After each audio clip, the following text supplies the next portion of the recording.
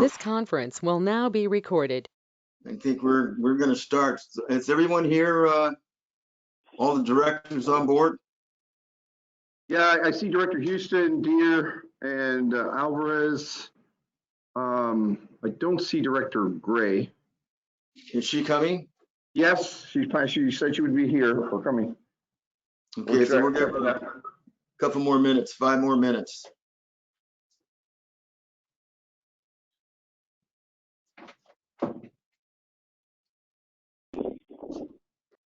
Thank you.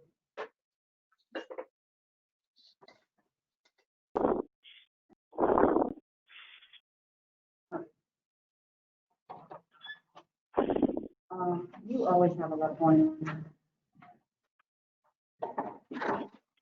Okay, take your time.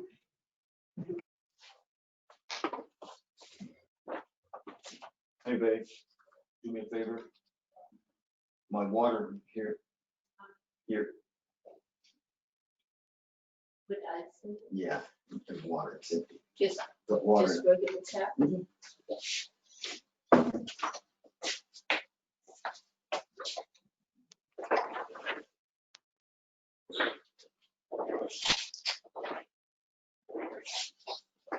$949. Yeah, Chairman Williams, Director Gray is diving in right now. Okay.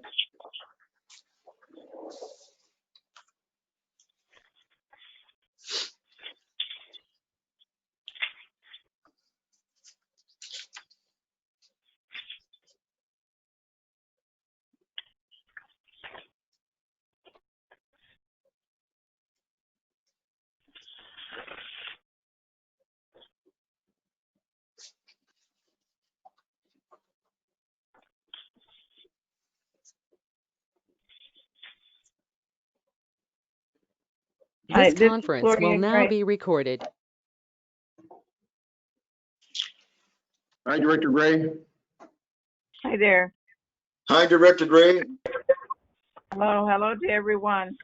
I'm calling in. Hi. Now that we have a full complement of directors, we'll go ahead and get started. This is the Engineering Operations Committee and Special Board meeting for West Basin, December 10th at 1:32.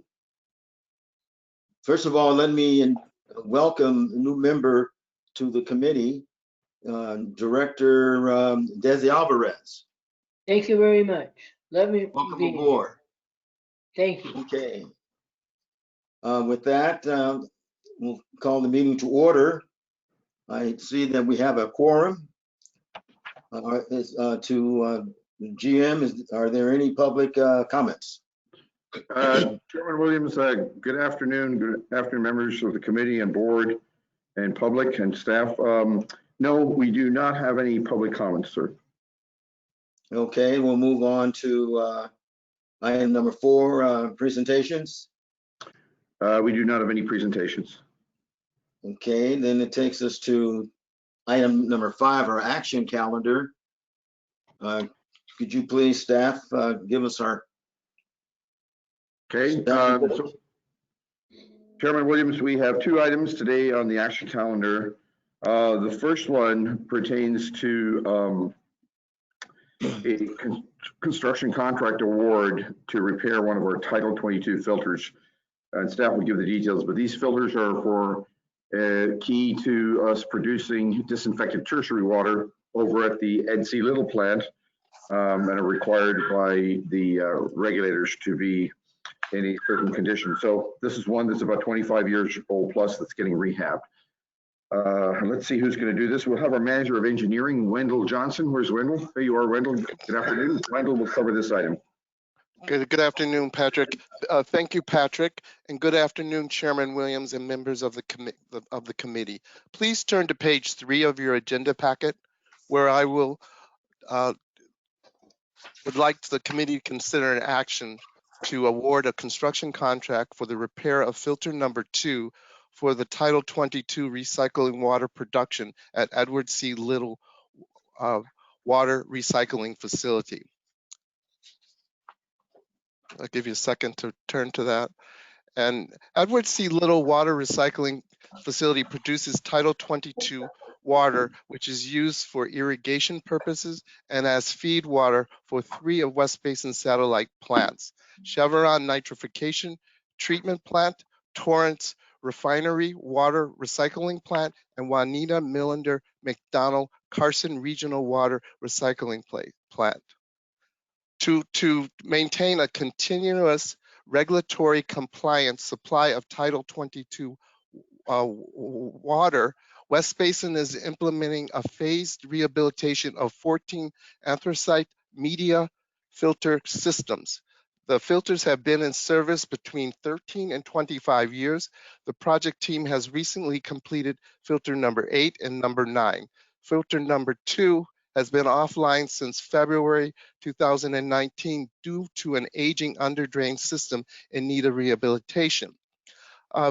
If you'd like, please turn to page 5 and 6 of your agenda package to see attachment A, where the committee can see a typical cross-section of a Title 22 filter and some additional photos there. The project scope will include disposal of the filter media, removing the underdrain system, cleaning of the filter structure and underdrain piping, replacing all gaskets, hardware, and improving the support system beneath the underdrain. Once the project is complete, West Basin will realize an increase in production, improved safety and quality control, and easier compliance. The construction bid package was completed by Corella Engineers in October of this year. The bid solicitation was issued via West Basin's online procurement system. 2 bids were received at West Basin's headquarters on November 24th, 2020. A summary of the bids are in Table A. The bid submitted by ERS Industrial Services Incorporated was determined to be the lowest responsible and responsive bid in the amount of $113,769.81.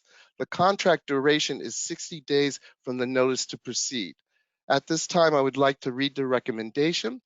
The recommendation is that the board authorize the general manager to enter into an agreement with ERS Industrial Services Incorporated of Fremont, California for the construction of Title 22 Filter 2 repair project in the amount of $113,769.81 plus a 15% contingency for a total not to exceed contract amount of $130,835.28. At this time, I would like to take any questions the chairman or any of the board member or committee members may have about this project. All righty. Well, thank you, Wendell, for that report. Okay, let's go to Director Alvarez. Any questions? Yes, I have a question. What was the engineer's cost estimate on this? The engineer cost estimate was for $300,000 to do 2 of the basins. And so the engineering cost estimate to do this one from historical data was about $160,000. Okay. And you did a background check on ERS? Yes, we did. They've been in business for over 25 years, and they've worked in the Southern California area as far as south as San Diego prior to this particular job. So when was their most recent job in Southern California? I don't have that information for you, Director, at this time. I can obtain that information for you. Okay, but did you contact people in Southern California that they did work on, or who were some of the firms, some of the cities or agencies you contacted? Yeah, they provided a list of references, and my project manager contacted the reference for a background check on the projects that they did for those agencies and how successful they were. Okay, one of the follow-up questions along those lines would be just in terms of the recent projects that they've done, if they had the agency they did them with, if the agency had a experience where they were difficult to manage or easy to manage, meaning that getting information and performance out of them was fairly straightforward process or a turbulent process where it required a lot of hands-on management. Do you have any feeling for that? The references had good things to say about them, but I can obtain that information for staff can obtain that information for you, Director, and we can provide that information at the board meeting later this month. Okay. That's all for right now. Thank you. Yeah. Well, actually, when we get the information, we'll just shoot that over to you and the rest of the board via email. We can get that done quite quickly. Thank you. I won't hold up moving on this item for that information. It's not that significant an item. Okay. So are you recommending that this goes forward to the board? Unless somebody else would like to do that, I'm perfectly comfortable with moving this item. Okay, I concur, but it's always good to have what other people say about the contractor that we're getting ready to hire if we haven't hired that contractor before. So just keep that in mind.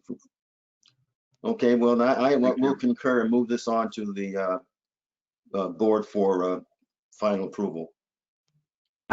Director Williams, I have a Yes, question. I'm sorry. Yes. Before you do that.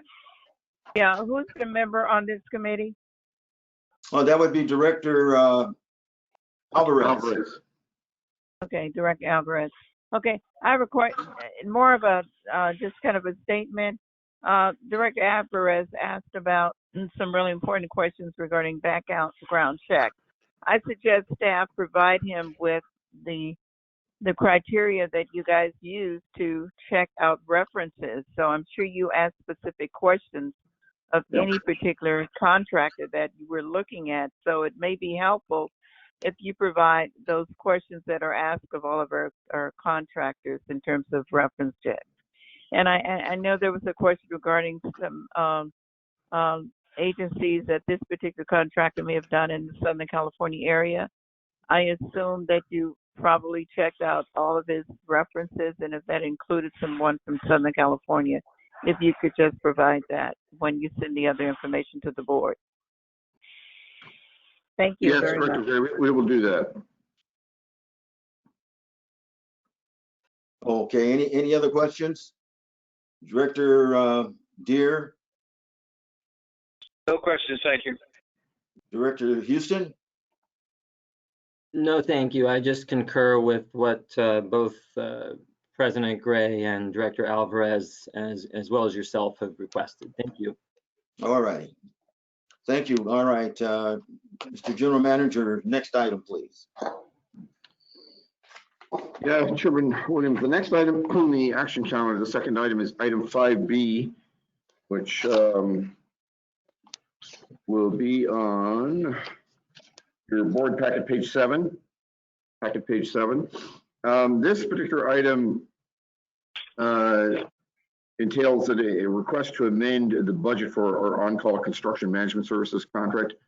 We have two sets of on-call, major on-call types of contract. One is for engineering services, and this one here we're talking about today is for construction management services.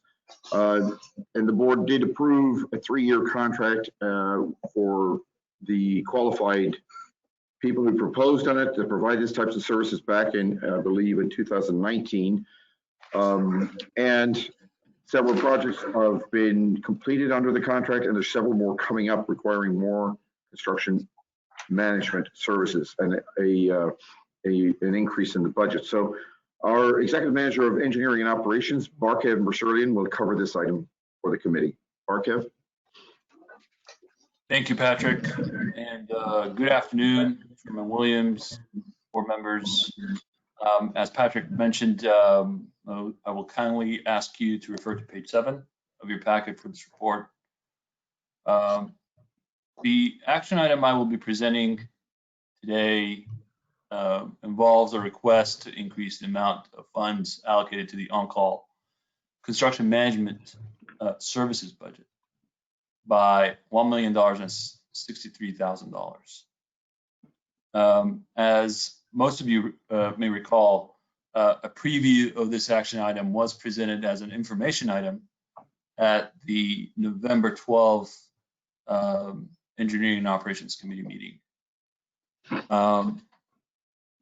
I'll start off with on-call contracts in general. On-call services contracts assist local governments with developing and maintaining critical infrastructure like roads, stormwater facilities, as well as water and sewer systems. Such contracts allow for quick access to full resources of a firm to supplement and support project needs in a time-efficient manner. Having a pre-selected and qualified consultants at the ready to not only implement the projects, but to efficiently address mid-project needs is beneficial in streamlining the project tasks and achieving the agency's overall capital improvement program goals and its annual CIP targets. At West Basin, for several years, as Patrick mentioned, we have successfully implemented on-call programs, one for professional engineering services and another for construction management services. The last couple of iterations of these on-call services were each for a period of 3 years and each for a budget of $2.5 million. The last one being back in June 2019, last year, where the board approved a 3-year, 2.5 on-call services contract for construction management services. And the board approved professional services agreements with 5 firms to be part of that on-call services contracts. I'm going to talk a little bit about the process of selecting the firms to start the on-call term. The way it works, the process includes us preparing a request for proposal, an RFP, and issuing that out to the bid network. Consultants have time to form teams and look at the needs of the CIP of the district, look at the type of projects that are coming up, and be prepared to have a good team, propose a good team that could meet those needs of those projects that are coming up. And once the proposals are in, there's an extensive process for us to review each one, and there are many proposals. In 2016, we got 10 for construction management services. 2019, there were 11 of them. And so we review the proposals, and then we select a few firms for the next phase. We interview them, ultimately with the final selection being recommended to the board itself. When the board approves the selections, we award professional services agreements to each of the firms for the 3-year term. And collectively, we have that $2.5 million as a whole to issue task orders for each individual projects. So the firms for CM services, CM short for construction management, for CM services, we look for a firm that could provide a full suite of construction management support services. In the report you see on page 7, there's a list of them, from establishing project communication protocols, coordinating the RFIs, the request for information, if you will, the change orders, conducting inspections, surveying, material testing, so on and so forth. It should be noted, though, for certain projects, whether it's for engineering on-call services or construction management on-call services, due to the complexity of the project and the scope of the project and the schedule of the project and its urgency, staff could determine that on-call services, it's better to go outside of the on-call services to do the procurement and the bidding. So once the firms are selected again, the agreements are in, then task orders, staff has the ability to issue task orders after an abbreviated request for proposal is prepared for the on-call folks, and they again submit proposals that are specific for the project, the task at hand, and then we make a selection based on best value. So on page Barkev, just want to make sure you mentioned too that when they submit the original report proposal, they submit a rate sheet for their labor, right? That they stick to. Correct. Okay. Correct. And so on table A, on page 8 of the report, you will see a list of the task orders that have been awarded since June 2019. A list of projects and the list of companies, the 5 companies that are on call, and the different task orders that we have at hand here. And so you'll see that so far we've allocated $1.9 million worth of construction management task orders to the 5 firms.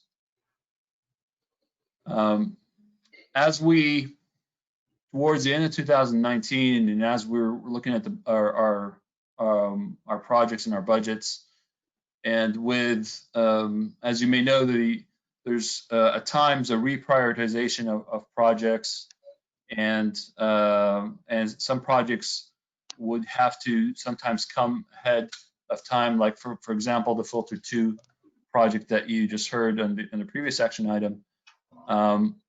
There are certain projects that have to be reprioritized and brought to the front. Schedules have to be implemented faster. And so what we've done is that we've looked at the amount of projects that are coming up in the next year and a half.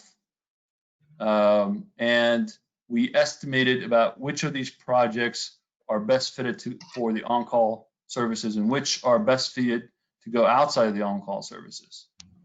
And what we've determined in table B is that there's still about $1.6 million of CM services that could be fitted into the on-call contract.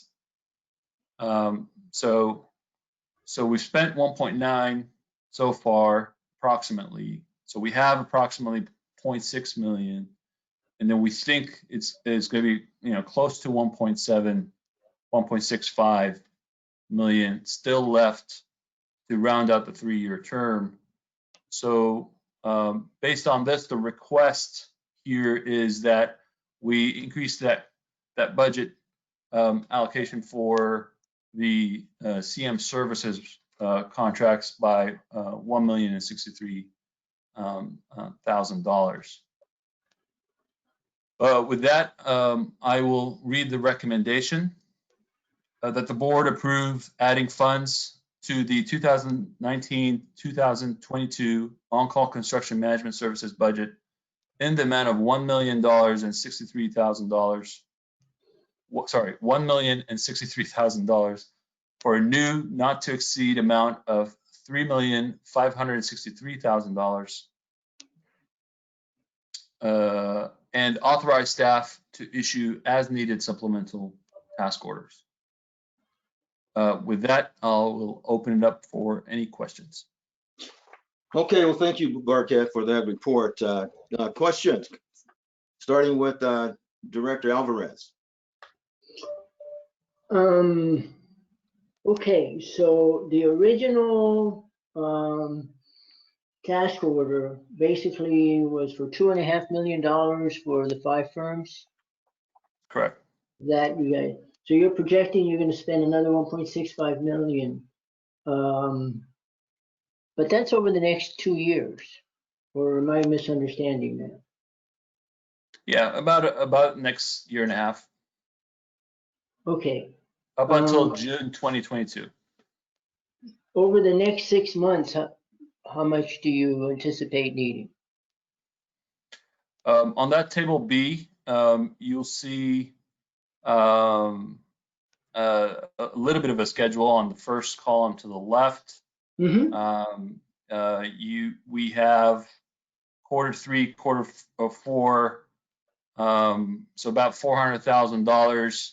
When this outline was prepared last month, when we gave this update to the committee, there was pending right now in December. There's about $400,000, and then for the next 6 months is another approximately $400,000. So in total, counting December up to the end of the fiscal year, about $800,000. Okay. So about $800,000 through the next 6 months would be the end of the fiscal year. So going back to the second quarter of 2021, which is currently the quarter we're in. Correct. You were going to award $385,000. Has that been awarded? No, actually, a portion of that is being awarded right now for filter number 2, the item that was just presented. Mm-hmm. But only a portion of that. That project in itself is actually, there are other filters coming around. Mm-hmm. But there will be more awarded later on. So it's not going to be that full 385 for that particular item. It's going to be a little bit for filter 2 and then others in the quarters that are coming up. Okay, so how much is being awarded for the CM on the project we just approved? Wendell, I'm not sure if we can answer that, but that's certainly an information that I can send. I don't have it with me right now at the ready. Well,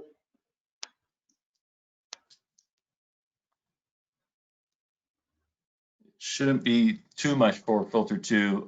This 385,000 was for 12 filters. So probably around $30,000 to $40,000 for filter 2.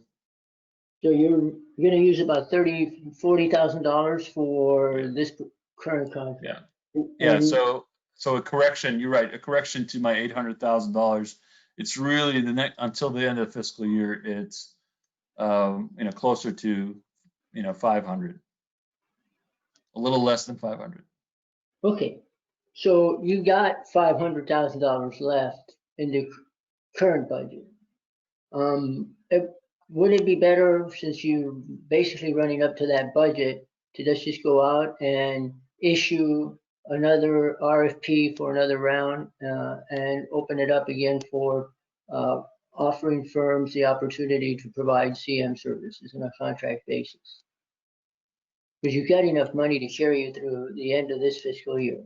And 6 months is plenty of time to issue an RFP for on-call contracts.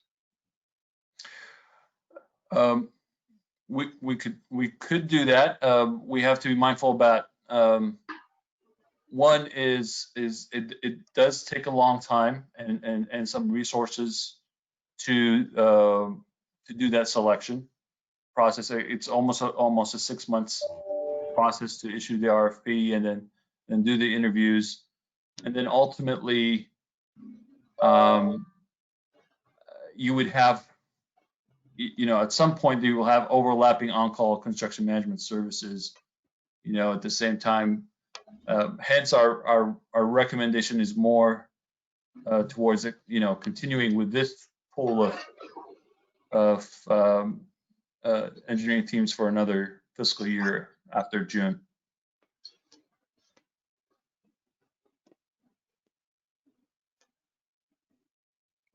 Okay, I understand your reply.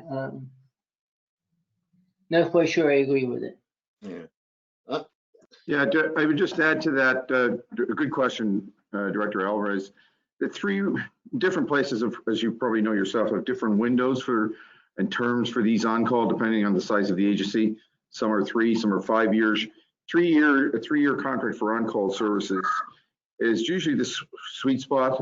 These bids are about 18 months old, Barkev, correct? So the rates, and we felt were very competitive at the time. If we were you know, if you're quite a distance from, you know, when the bids were years and years and years away from when the bids were originally done, yeah, of course, it's time to go back out to bid. But I think, Director Alvarez, I think we're confident we have very good bids, very competitive rates from 5 really top drawer firms who all have excellent references and have done very well for us so far that I've heard. So I just wanted to add that.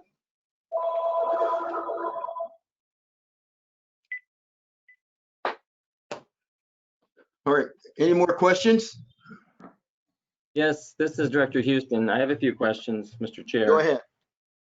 Sure. I just wanted to ask a number of things real quick here. Well, one is, historically, have we exhausted these construction management on-calls in the past and come back to the board for additional funds? Patrick? So I can take that, Patrick, if you want. Yeah, okay. In 2000, the last go around, when we did this for 2016 through 2019, we exhausted all of the engineering on call, and we actually had to go back and request an increase on the engineering on-call services. We had not exhausted the CM on-call services. So we spent the 2.5 and then some for the engineering, but CM was around 1 million, just a little bit less than 1 million. But that's kind of to show that, you know, we had all these design projects going on, and then we came into this period of on-call services, and those design projects are going into construction. And so now we feel like, you know, we're going to exhaust the construction side of things, you know, faster than the engineering side of things. And that's another reason why you could look at extending the existing pool of firms, because sometimes what happens is that there are still projects, and then you reach that 2.5 threshold, but the projects are not done yet, but they're tied with agreements. And so we would still have to kind of come back and ask for board to increase the 2.5 because to extend those agreements because the project's not done yet. Okay. Yeah. Barkev, if I may, Director Houston, on the construction engineering, which is not what we're talking about, but to say the similar on-call contract, how much is of the 2.5 million has been spent on that one? Do we know that? On the current one? On the on-call engineering contract, yes. On the if you don't have that, that's... Yeah, we on the engineering, we've spent so far $700,000 approximately, just shy of 700,000. And is it on the same schedule as this on-call, or is there a different term? It's the same schedule. So you spent 700,000 out of the 2.5 million on the engineering side. Okay, correct. Thank you. Sorry, Director Houston, go ahead. Thank you, Patrick. A couple other questions I have. Well, one is, and you know, I'm not an expert here, obviously. So the cathodic protection system improvements. I mean, we've spent almost $1 million on construction management from this fund toward that particular item. I mean, can you just, so my own edification, understand that? Because that's obviously a big chunk of where this money went. Yeah, that's a very good question, Dr. Houston. That's the project that as we came in to finalize the design of the project, as you may recall, the project involves 17 different cities. As we're going around and improving the cathodic protection. And so there's a level of complexity that we had to, on the design itself. And what we realized towards the end of it is it would really be good for us to get a CM services contract established now and have the CM folks to have a second set of eyes to look at all the design drawings and provide constructability review on the drawings themselves before we finalize it. It was a decision that we made, even though it's a high contract amount, it was a decision that we made to ensure the quality of the design plan because it does impact a lot of our customers. And that process has been fruitful. We got the firm and they've actually generated a lot of good comments in their constructability review, and the design firm went back and improved the drawings a little bit. So this wouldn't be typically what we would do with such a large amount, but that was a call we had to make sure that project is, kicks off kicks off well. Sure. And then also I see Corallo, we've done no business with Corallo as of this time. Yeah, Corallo has a few contracts with us, not necessarily on this on-call.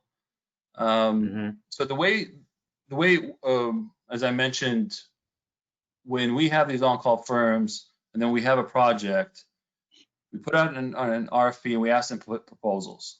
Every time a proposal is submitted, we select based on that proposal. And sometimes we do ask them to come in for interviews, and for no other reason. So it's purely based on the value that is being presented. That's number one.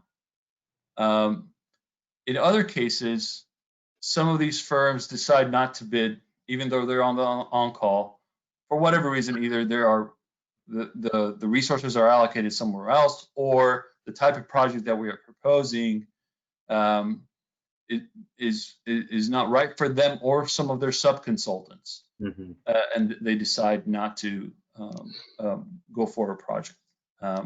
In which case, we would call them up and ask them why they didn't submit, and try to understand the reason for it. So those are the two main reasons why you could see that some firms are higher in the task awards and some lower. Yeah, Mark, that's the exact same question as I asked you the other day. Why doesn't Grow have any of this? So, but I think part of the answer too was they simply haven't bid for kind of what you just said. They, for some reason, they haven't bid on these particular projects a lot, and so they don't bid, but they do a fair amount of work with the agency. Okay. My last part of this is looking forward at the projects you all listed in that table B. Are any of these projects ones that might be pulled out and contracted separately rather than out of these funds? They may be pulled out and go through the procurement through the bid network. Okay. However,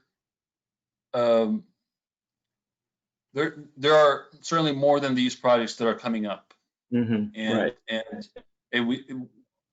having that on-call services in our back pocket as a tool for certain types of projects where you could see something on-site happening to where you want the engineer to kind of quickly get on board, adjust, and be able to streamline them with an additional task. Those are the type of projects that we say, okay, it'd be good to have kind of on-call for these ones, and others that require certain complexity. But we have time, we have schedule, go through the bid network, which takes, anywhere between 4 to 5 months from preparing the RFP, issuing it out, receiving the proposals, doing the interviews, and then doing another month for the award and then the contract itself. Okay. I do understand all that. It seems to me, I suppose, if we could go back and do it again, the cathodic protection system probably would have been looked at maybe differently, just because that's such a massive amount of these funds. But again, I'm not an expert in this, so I rely on staff to understand and make decisions appropriately. My only other suggestion maybe is when the time comes for the next on-call contract, we're looking at a larger number, so we don't have to come into a situation like this. And also on that note, I mean, it doesn't say it in here unless I'm not really reading this properly, but do we have the funds in our own budget to provide more to you all? Yeah, the projects you see before you entail they are in the capital improvement program. So it's in they're part of the capital budget, and whether you're going on call or you're going through the bid network, they are budgeted as part of the capital budget. Okay. Okay, so, you know, as far as for myself, I just am comfortable with the way that this is coming up against us only a year and a half or whatever into this contract. So at this point, I don't have an opinion on that. I just wanted to ask some key questions. So thank you. Thank you. Any more questions? Okay, in my opinion, the projects like the cathodic protection should not be in the on-call pot of money.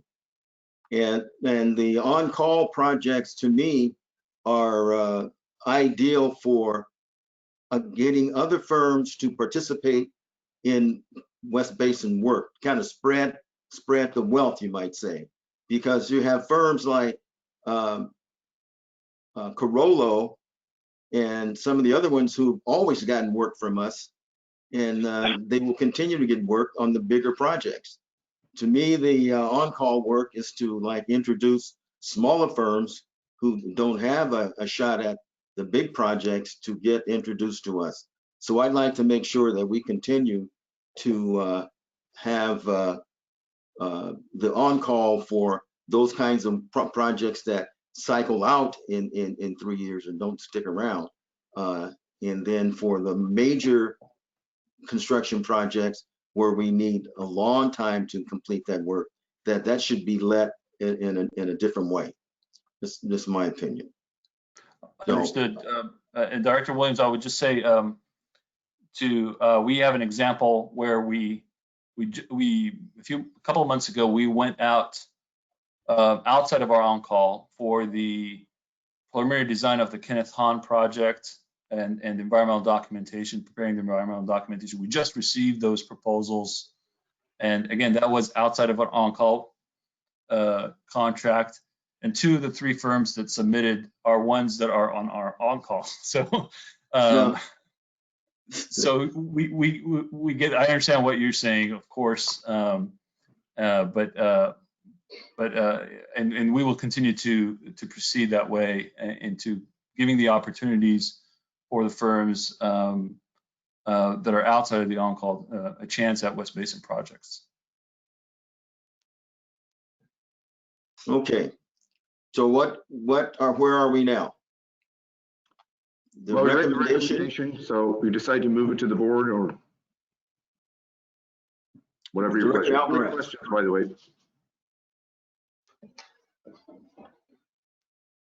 Did you call on me? Yeah, why's that? What do you think we ought to do here?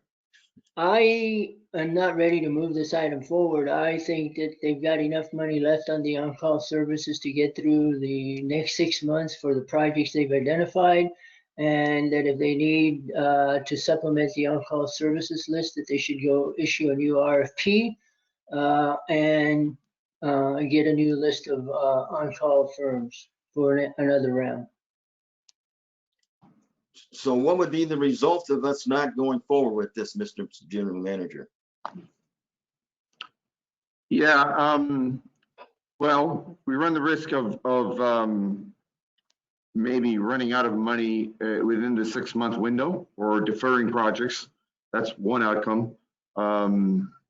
If the projects don't materialize, the money doesn't get spent.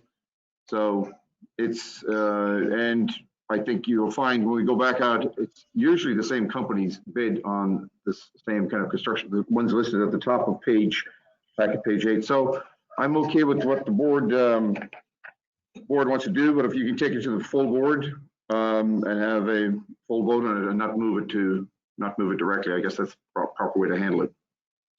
Okay. Well, then I would recommend that this goes to the full board without a recommendation, and we can deal with this at the full board. Okay, that'll be on the 21st of December. Okay. Okay. Okay, next That item. concludes that item. Next, we have 3 information items with quite a few reports in here. The first is our DESI. Each month, as you're probably aware, we do give an update on our capital improvements program, some of which we just talked about in the past item. And we're going to have 2 of our staff give this report on certain projects. We're going to have Wendell Johnson, our manager of engineering again, and we're going to have our senior engineer, Orlando. Where are you, Orlando? Orlando Rodriguez should be on the call. So take it. Wendell is, oh, there you are. Orlando, I saw you. I was over at the plant this morning. I saw you were on a call over there. Yes, I was. Patrick, I'm going to take the first. I'm going to take the first part of this presentation. Oh, okay. Thank you. Go ahead, Barkev. Thank you, Patrick. As Patrick mentioned, there are 3 topics or projects that are going to be discussed in this update. So we do plan to pause between each one of the updates for questions. So board members, if you can turn to page 21 or 22, let's just say, of your packet for the slide that I'm going to be talking about now. And this item relates to West Basin Municipal Water District, LA Sanitation and Environment, and LADWP's efforts in the Hyperion membrane bioreactor pilot facility.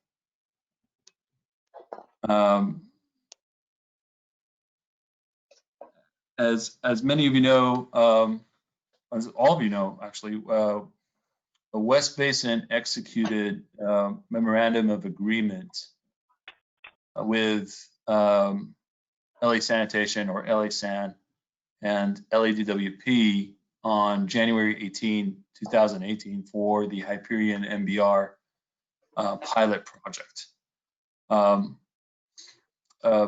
As you know, MBR stands for membrane bioreactor. MBR is a process that integrates membrane processes and biological treatment processes to produce higher quality effluent water than your traditional secondary treatment processes.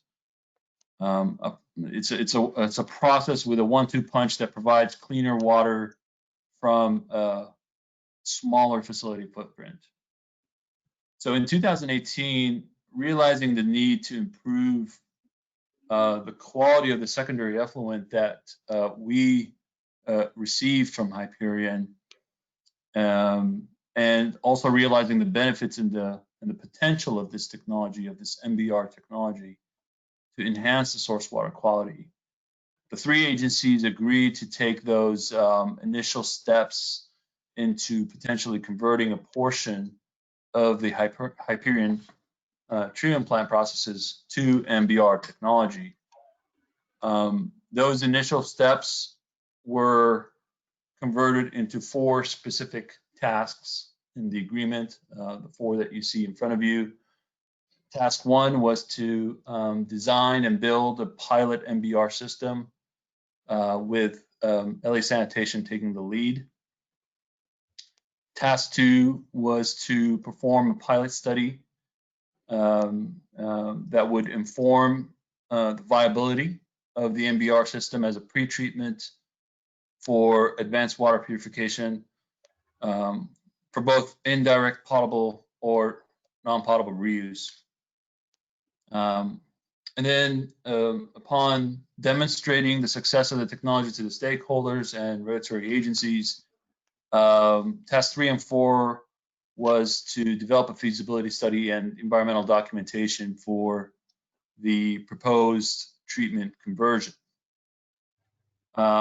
It should be noted that the current memorandum of understanding clearly states that each of these 4 tasks would be performed with the ultimate goal of sending 70 million gallons per day of the product MBR effluent to West Basin.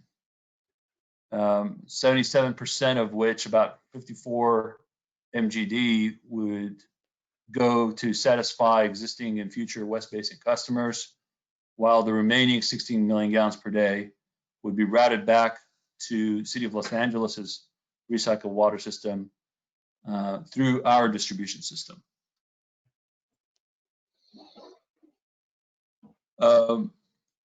However, within about a year of executing the agreement,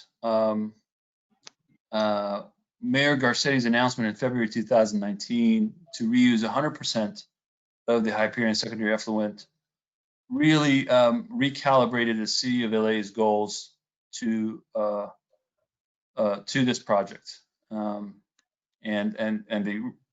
now they've created this new effort, this new project, if you will, called Operation Next. And Operation Next would see the delivery of advanced treated recycled water to various indirect and potentially direct potable reuses within LADWP's service area. So while Operation Next was given a go, the goals of the current agreement have not yet been modified to reflect the city's new intentions.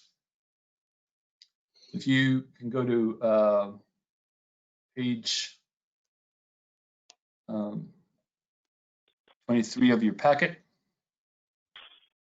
you will see that the current agreement for this project ends on December 31st, 2021. Funding for the current agreement is structured so that each agency would contribute about $4.4 million for a total of $13.2 million for the project. So the way it works is that task 1, the design build of the facility, was estimated at $8 million, and then $1 million for the pilot testing, and then another $1 million for the feasibility, and another $1 million for the environmental documentation. And so that brings it up to $11 million, and there was some 20% for contingency, rounding it up to 13.2. So we wanted to bring this item. There's some recent information that West Basin has been made aware of. I'll start off by kind of giving an overview of how the project is, what are some of the milestones that has been achieved. In October of 2019, some 9 months after the contract was executed, LA Sanitation issued the notice to proceed with the design efforts. After several iterations of the design process, the packages were ready for procurement around March of this year. LA San initiated construction phase procurement in June of this year, and there were a couple of workshops. One was with the Division of Drinking Water, the regulators in late July, and then also an independent advisory panel facilitated by NWRI was kicked off in late September as well. More recently, the city provided West Basin staff with a breakdown of the updated project costs, which is now to the tune of approximately $19 million, 18.9 to be more accurate. They've also informed us that the project end date is now slated for December 2023, and that's particularly for tasks 1 and 2. Because of the extra costs and the city's recalibrated goals for Operation Next, the city has approached West Basin staff seeking an amendment to the current agreement that would call for additional contributions by the 3 agencies and a revised task plan. With this update, today, we want to inform the board that there are pending discussions between the agencies to reach alignment on terms of a potential amendment. So with that, before I proceed with handing it over to Wendell for the other project updates, I'd like to pause here for any questions or comments related to this project. Okay, directors, any comments, questions? I have a question. Director Alvarez? So how much money are they asking for now, additional money? The difference between 13.2 and 18.9, so about, what is that? Close to $6 million. $6 million. 6 million, and West Basin would be 1/3 of that. Correct. Correct. So they're asking, my question would have been, I'm sorry, I wasn't clear enough. How much money were they asking for West Basin? So it's about $2 million to continue forward with this phase of the planning. Correct. An additional $2 million approximately. Okay, you also mentioned that there were some ongoing discussions. Can you expand on that a little bit further, please? Yeah, we've so in November, the complete breakdown of the project costs were given, and we since then had additional discussions to discuss the quantity and the project itself. We talked about why the costs have gone up. We talked about what has changed, and then the goals of the projects, and then also in particular particularly the 70 million gallons that was originally slated to come to West Basin. And what we're looking at doing moving forward is to, with us, West Basin here, preparing a recycled water master plan, a fresh market analysis of what the demands are out there. We hope to go back to the city and discuss the amount of recycled water that we see in our future here at West Basin. Because of the fact that right now West Basin is in fact part of Operation Next, and we're effectively have been for the past 25 years, the first phase of it. So those are the type of the discussions that we're having right now. And I just want to expand on that a little bit more. So, and maybe to add more clarity to this, the bulk of this pilot test facility is comparing 3 different MBR vendors side by side, including any kind of pre-treatment, post-treatment, and they're just now purchasing the equipment and they're building the facility, correct, Mark? They just started construction. So, and I think that's why they're behind schedule, and they're asking for an extension of the project itself. But when we just found this, right at Thanksgiving, they brought up this request, and I told them we'd have to take a look at it, but this would require bringing it back to our board, which we will do probably in January, with some kind of a recommendation. And once we have a little bit more definition, detail on what I see as a pretty big jump in the costs. What exactly is that money going to? And if it is related to Operation Next, then that's not really part of what we signed up for originally. That wasn't in the original, the existing MOA that we have. So we have to sort those things out and then bring it back to the board to give you anything from stick with the original contract that we have and not pay anymore, or agree to pay some or all of what they're asking and agree to the amendment. But that will be brought back to the board probably in January.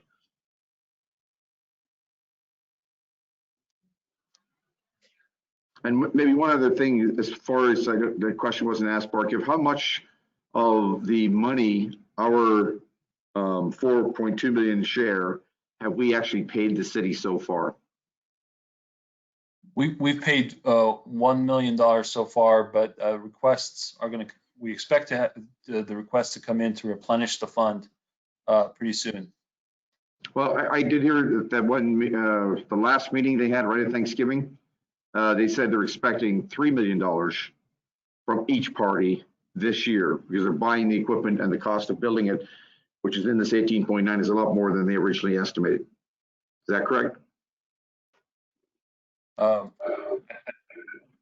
It's more like $4 million is what they're expecting by the end of from each agency, but by the end of this fiscal year. Which is more than we have in our share altogether since we spent 1 million. So I just wanted the board to be aware of that. That's the request. I'd like to ask a question, just a quick one here, that what is going to be the benefit to West Basin moving to this, what do you call it, the MBR. Higher quality water? When would we make our money back on our end for making this expenditure? Right, that's really the key question. The MBR is essentially a mechanical barrier between solids and clear water at the end of an aerobic process. I installed one of these over at a 10 MGD one at Irvine Ranch, and we had it running there for 3 years. Very, very effective technology. And what it produces, the current, it should actually be in one of our later slides. It's sort of a monthly discussion topic. Director Alvarez, the water quality at Hyperion and the impacts it has on us. It's, first of all, the water coming from Hyperion has ammonia in it, over 30 parts of ammonia. For our nitrification plants here in Carson, Torrance, and for Chevron, we have dedicated nitrification plants to remove the ammonia. With the MBR, the ammonia will already be removed. Okay, that's a biological function, but not from the membrane itself. The turbidity of the water from Hyperion, which is that sort of rough indicator that we have, this online indicator of water quality coming from Hyperion, ranges around, you'll see it on the graph here, around 10, let's say 10 NTU or nephelometric turbidity units. But it often spikes much higher, and they have frequent upsets. The turbidity, and then we have to turn that water for Title 22 purposes to meet a 2 NTU standard after it goes through the very filters that we just passed, the Title 22 filters. The turbidity coming from the MBR is not a 10, it's but 0.45 NTU all of the time. It's like clear. So all of what that means is a lot less solids are coming our way, a lot less fouling on our, which we have to handle at the EDC Little plant, and we dewater them and we haul them off. There's a big cost there. That's something that would virtually be eliminated for the most part. As well as probably the need for the nitrification plants and all of the headaches. And I would also see a decrease. The poor water quality also drives the cost of labor, the 24-hour operations at the plant. All of that dewatering is done at nighttime for power conservation reasons. The cost of chemicals, a lot of chemicals treating the solids that come our way, and power. A lot of energy in again, treating the solids and dewatering them. So there's quite a bit of an upside for them to go to MBR, huge upside. And although I wasn't involved in this development or signing of this agreement, you know, the MBR could have been put on our side of the fence. That would have been one option, where we're in total control of it. But it was elected to do it down there. And the only other market characterized that change correctly, that the mayor Garcetti's announcement to go to Operation Next and the 100% of recycling of everything that we don't need, which is a key point for us because those are two inseparable things. We need that water for our whole recycle water program, a certain quantity of it. And of course, we'd like a better quality, which the MBRs would address.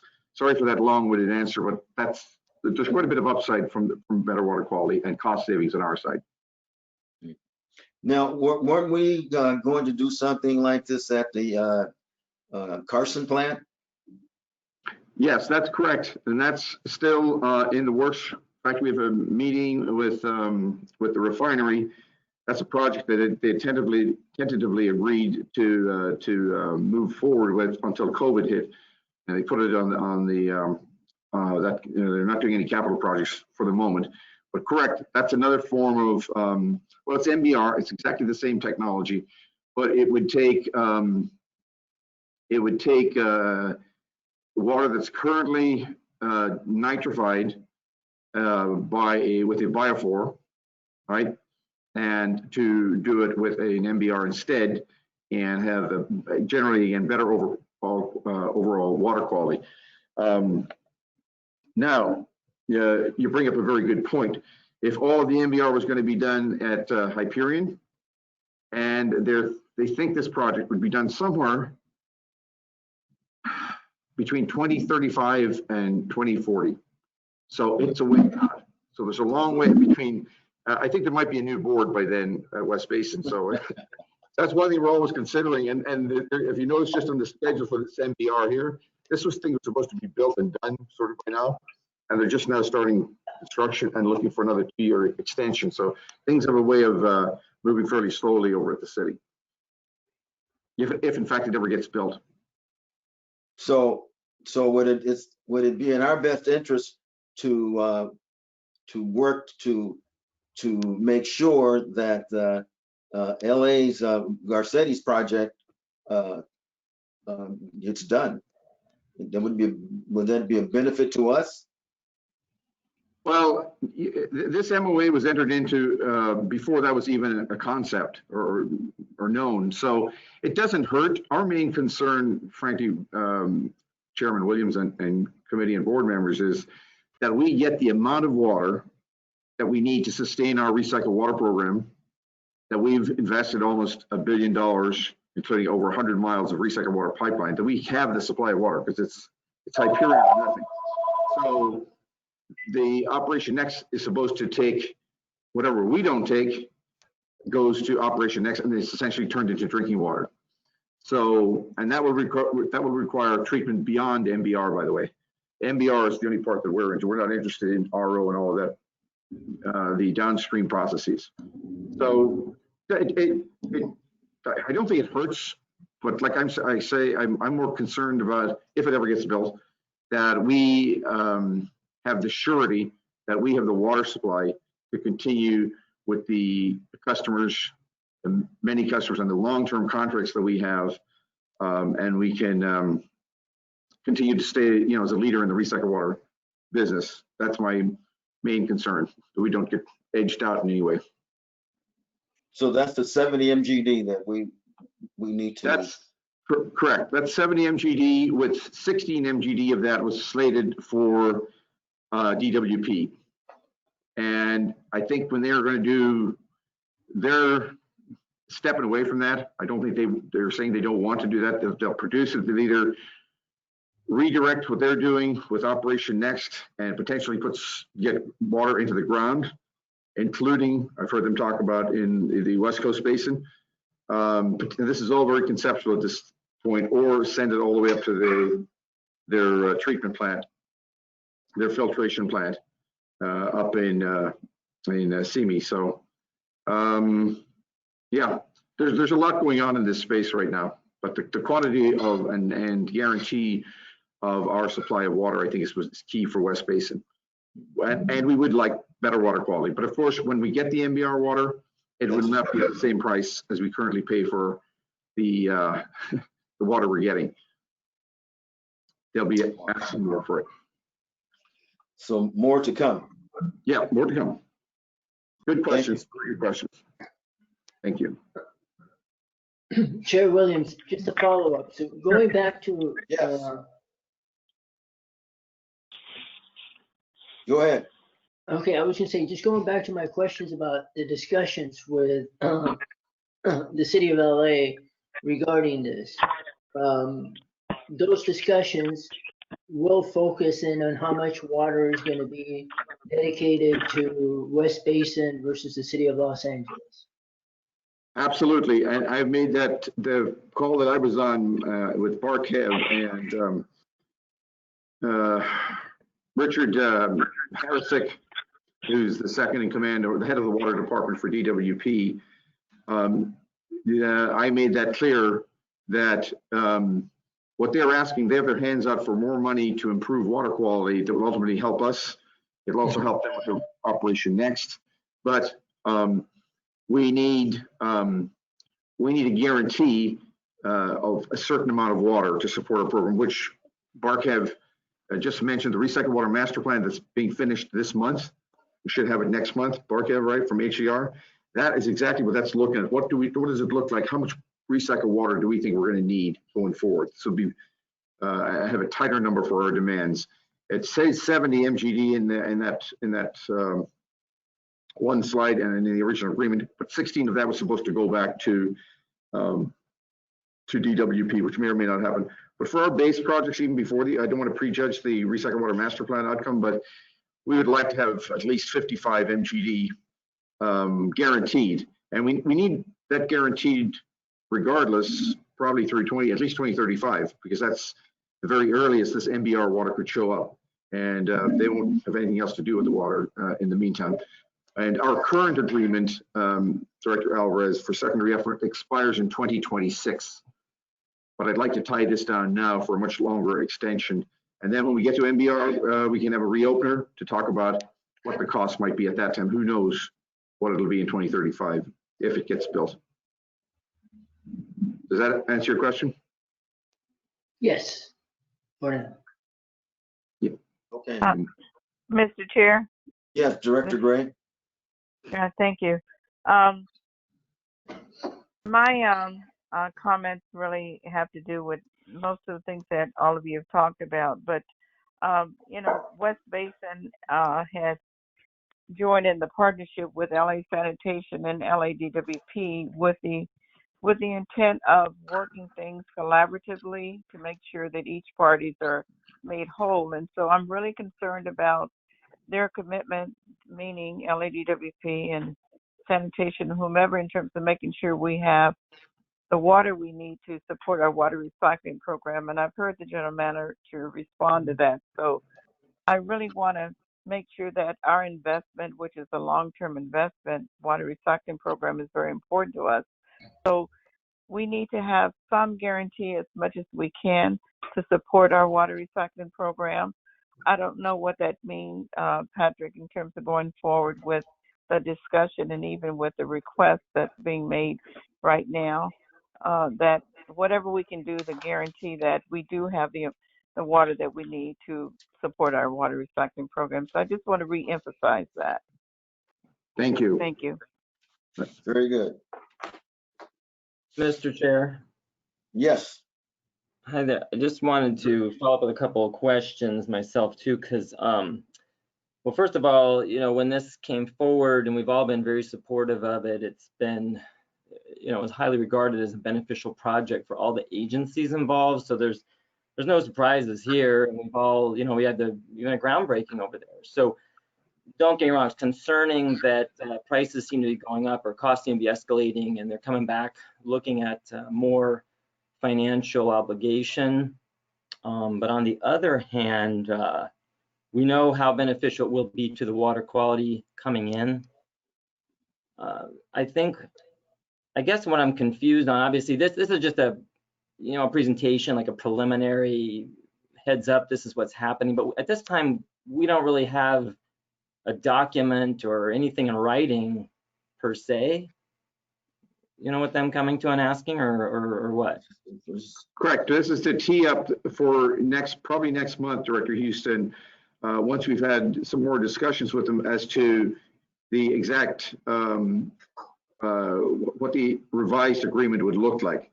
And that's okay. Is that saying by next month that we have something that we're voting on or are starting to commit to, or is that still just more negotiation? Well, what's on the table, as I explained, is they're asking for money like in this fiscal year, like right now, a lot of money. Some of it's in the existing budget, but it would exhaust almost all of the money. And then they're asking for, in the amendment, a commitment through to 2023 to add another couple of $1 million from each party. Mm-hmm. So what I foresee in January is coming back to the board explaining to them in more detail than you have here and asking for approval either to accept what they're asking for in terms of an extension to the contract and the additional funds or some modification of it, or have a nexus in the agreement to a guarantee of supply of water to West Basin. In terms of quantity, because the water quality improvement is great, but if we can't guarantee that we're going to get the water, it would be for nothing. Yeah, I understand all that. I think this seems, I mean, no matter who's driving it, this just seems very rushed. I don't understand why January would be make or break. So I would assume when you're talking with them that, you know, January's continuing discussions. I mean, it's the holidays for right now, so there's not going to be a whole heck of a lot anybody can talk about in the next 2-3 weeks. My question, I guess, is this. I just can't see somebody having a document ready to go for the board to approve by January. I think that they could come back and we're probably going with some negotiation. I mean, does that seem feasible? Absolutely. I mean, this is what, basically what you saw was their request. And the request is pretty straightforward. They want more money and more time. And what we want is, we want to make sure that the money, that we fully understand the additional costs. They give us kind of what you saw just a couple of weeks ago, a pretty high level breakdown, but we've asked for more detail on that, of exactly what all is involved in the cost. And it's mostly around the procurement of this equipment and the construction part of it. That's what we're told, but at a very high level. But to answer your question, Director Houston, I'm not saying that January is D-Day, but they're buying the equipment now. They've been waiting, and all of a sudden they just said, "Hey, we're buying it and we're starting to build right now." And they've actually started construction, which and so they need money. They've asked each one of the parties to pony up this money. So that's kind of where we're at. So we'll bring it back, but we have options. But the key thing that's they're not talking about in this agreement is that original 70 MGD guarantee. They're not don't seem to be as hot on that as they once were. Interesting. Yeah. Now, what was it? I heard, maybe it was Barkev. So we've only paid them thus far about $1 million of Correct. our commitment? 1 million. Okay. And our commitment was 4.2. What was that? 4.2 million. 4.2. Well, it says 4.4. 4.4. 4.4, I'm sorry. So 4.4. So, I mean, well, we haven't even given them all of our own original portion. Where does that portion go? Yeah, the way the agreement is structured is that everybody puts in $1 million at the beginning of the project, and then once the funds get down to 30% available, you replenish. Okay. Now, the fact that they started construction and they're going to start spending big money on this phase in this next 6 months, that's where their projection is coming, is saying, I'm going to start, you know, that 30% threshold is going to hit real quick over and over again in the next few months. Sure. So, but I guess I mean, it's not like they're going to run out of money overnight, right? I mean, we still owe them money, even as they start drawing down quickly. Correct. So the 4.4, there's 3.4 left, and they're asking in this fiscal year for 4 million. Is that correct? Correct. On top of it. Yeah, which would bring just in the next, that would bring you to right 5.4. So we'd run out of money very quickly if we paid all of it. Okay. So in addition to the $1 million that we spent last fiscal year, they're asking for they're projecting $4 million request this fiscal year, and then another $1 million next fiscal year. Oh, wait a minute. Oh, so we already gave them, did you say we already gave them 2.1? No, we gave them 1 million. We gave them Just one. That's all we've ever given them. Yes. Okay, good. Okay, got it. So I'm clear again. So I guess, again, my point is that, you know, if they're asking for something before the end of the fiscal year, there's still plenty of time to figure out what the numbers are, what the contract is, all the commitments. You know, I just don't see a reason to rush this through January. So that would be my first thought. And my second thought is, this may very well be where we need to go back again, like we did the last time, where we have board members potentially involved in the negotiations. if need be, because last time we had 2 directors who participated, if I recall. So I think that something of this sensitive nature may very well mean that the board looks at assigning some directors to be part of the process if need be. I don't want to be blindsided by contracts that come in and, you know, it's kind of take it or leave it, or then we're going back and forth and playing games. So, you know, again, I just don't see the rush yet. And next month in your negotiations or discussions, and or the board talks about as a whole, but it may very well, this kind of thing is so sensitive, it may very well behoove this board to have some representation from the directors as well as staff. So, but thank you. Okay. Anything else? Okay, Patrick. Yeah, next presentation, Barkev. Yeah, the next presentation is our manager of engineering, Wendell Johnson, will discuss one of our projects to modernize the distributed and process control systems. Wendell?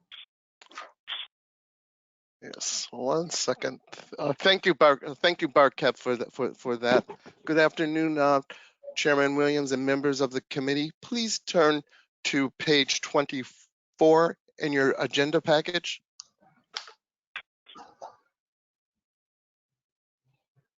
Oops. Okay. I'm here today. I'm going to give an update on the modernization of West Basin's DCS system, and I want to come up front with you with this in the beginning is that it's not a strictly DCS or distributed control system. It's a hybrid system, which is a combination of a DCS as the core of the system, and it has also some SCADA elements as well as a lot of independent PLCs on the system. And if you could move to page 25, the project will involve Edward C. Little Water Recycling Facility, Chevron Nitrification Treatment Plant, Torrance Refinery Water Recycling Plant, Juanita Millender McDonald Carson Regional Water Recycling Plant, and Hyperion Secondary Effluent Pump Station. Once the project will improve the production, better safety, and quality control, ease of operation, and compliance.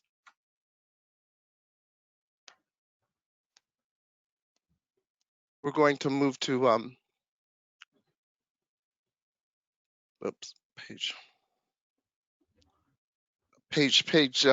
we're on page 26, Mr. Director Deere. I got it.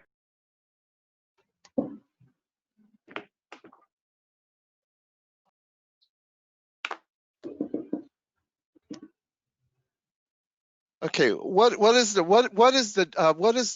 DCS? DCS is a computerized control system for plant or processes. It's a collection of both software, hardware components, and it allows for supervision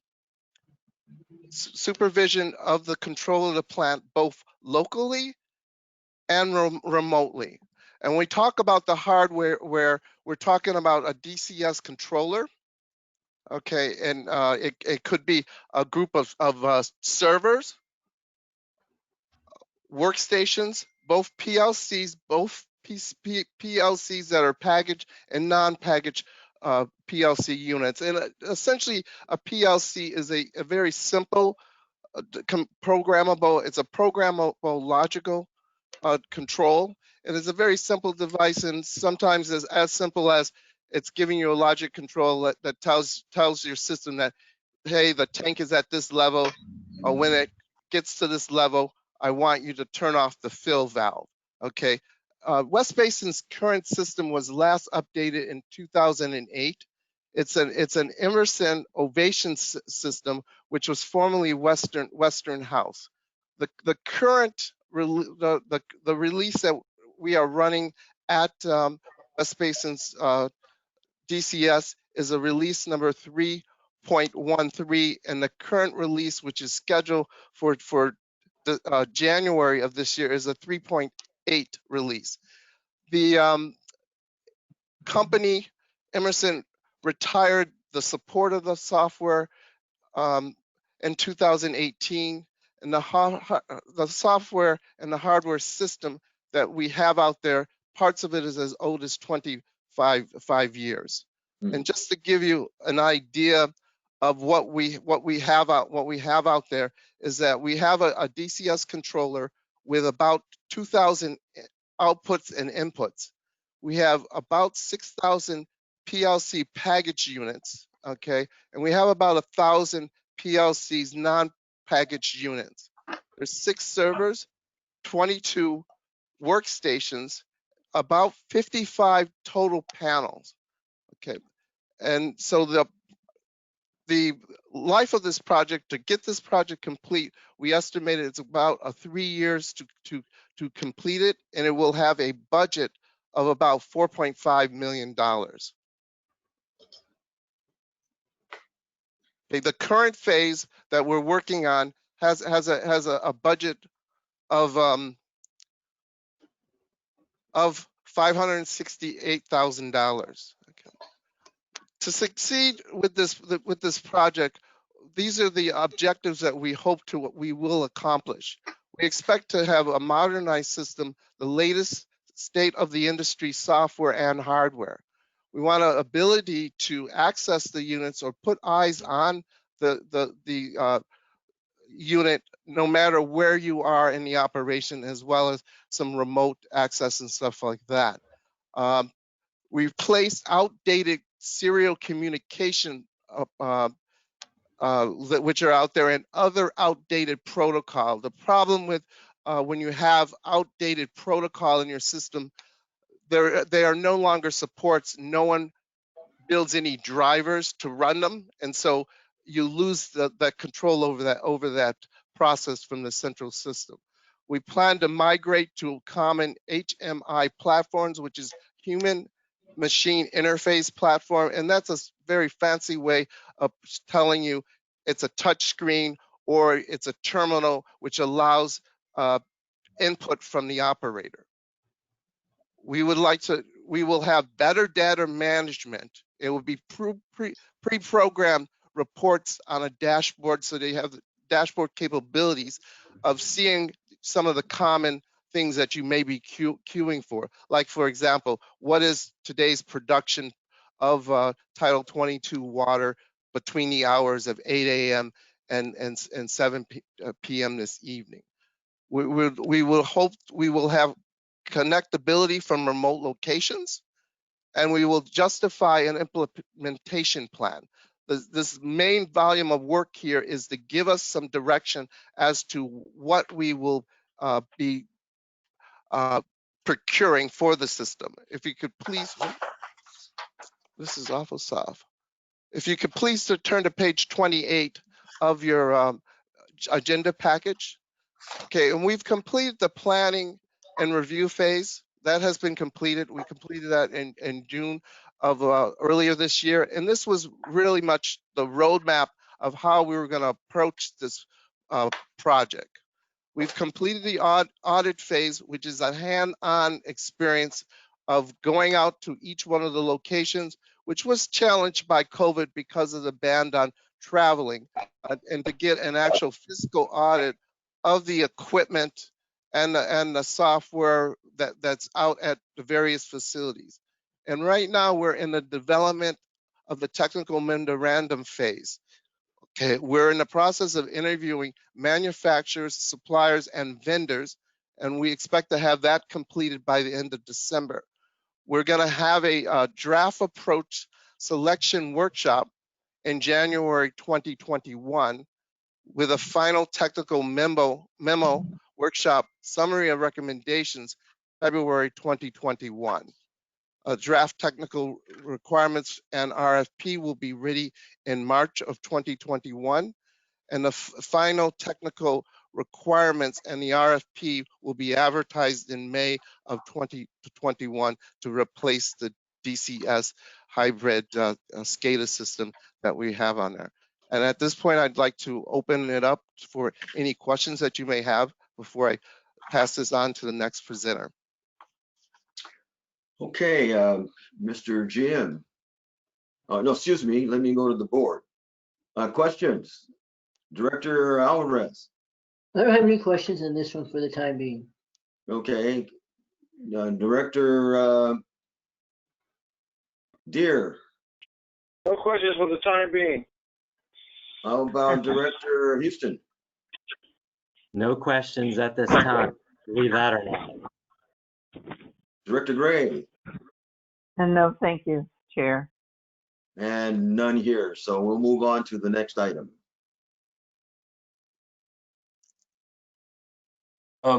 There's actually one more presentation as part of the CIP update. Next up is going to be our senior engineer, Orlando Rodriguez, is going to provide an update on our recycled water master plan. Orlando? Yes, Patrick, it was nice seeing you earlier today. Just wanted to point that out. Sorry, I wasn't able to say anything. Thank you, Wendell Marquette, and good afternoon, Chairman Williams and members of the board. Today I will be giving the board an update on the progress of our master plan project. I would like to ask everyone to please turn to page 30 of your agenda packet, where I will discuss the scope of work. So the scope of work of the Recycled Water Master Plan serves as key goals and tasks that West Basin, at a minimum, have asked our consultant HCR to perform. Now, the recycled water demand development and analysis really serves as the basis for the Recycled Water Master Plan. So in this task, we will evaluate potential recycled water end users based on their potential demands, water quality needs, and distance to our existing distribution system. In the existing and future treatment plant evaluations, the intent there is to identify existing high-level constraints for optimization and expansion of the treatment plants to align treatment plant expansion needs with the projected customer demand increases that we anticipate. Based on the existing and future treatment plant evaluations, a rehabilitation and replacement program will be developed, or we will identify projects needed to meet long-term supply and demand. Now, a hydraulic model is a full 3D rendering of a distribution system that is used to analyze hydraulic behavior. So for our project, HCR will develop a fully functioning, calibrated hydraulic model of the West Basin recycled water distribution system for analyzing our existing system capacity and also for planning any future expansions. We will be performing a full existing recycled water distribution system evaluation that will focus on identifying deficiencies and delivering recycled water to our customers. And then this will be followed by a recycled water distribution system future evaluation, where we will incorporate potential new customers by adding pipeline extensions and pumping and storage facilities. And finally, at the culmination of all these tasks, is the development of a capital improvement plan that will outline a projects West Basin intends to undertake over the next 5 years, as well as look towards the needs over a 20-year planning horizon. Our intention really with the scope of work was to take a stepwise approach to the project, where performing these tasks lead to the development of technical memorandums and to the final master plan report. Now here on the right, the exhibit shown here, you see in the solid purple lines is our existing distribution system, our pipelines really. And then I'll start here on the kind of furthest west is the Hyperion secondary effluent pump station. As you go a little bit east, you then get into the Chevron Expurgation Treatment Plant. Just south of that is our Edward C. Little water recycling facility. Then here in the city of Torrance South, you have our Torrance Refinery water recycling plant. Then here you have just west of that is the Torrance Booster Pump Station. And then south of the recycling plant in Torrance is the American Honda Disinfectant Station. As you travel further east, you'll see our Juanita Melinda McDonald Carson Regional Water Recycling Plant. And then north of that is the Dominguez Booster Pump Station. Now, you also see some solid lines in a lighter shade of purple. And here in the kind of Carson area, really, these are Title 22 pipelines that are owned and operated by Cal Water and really serve the kind of Dominguez Tech Center area. So you kind of go into the northwest into the city of Los Angeles is where we're supplying Title 22 water. And this pipeline here specifically is owned and operated by LADWP.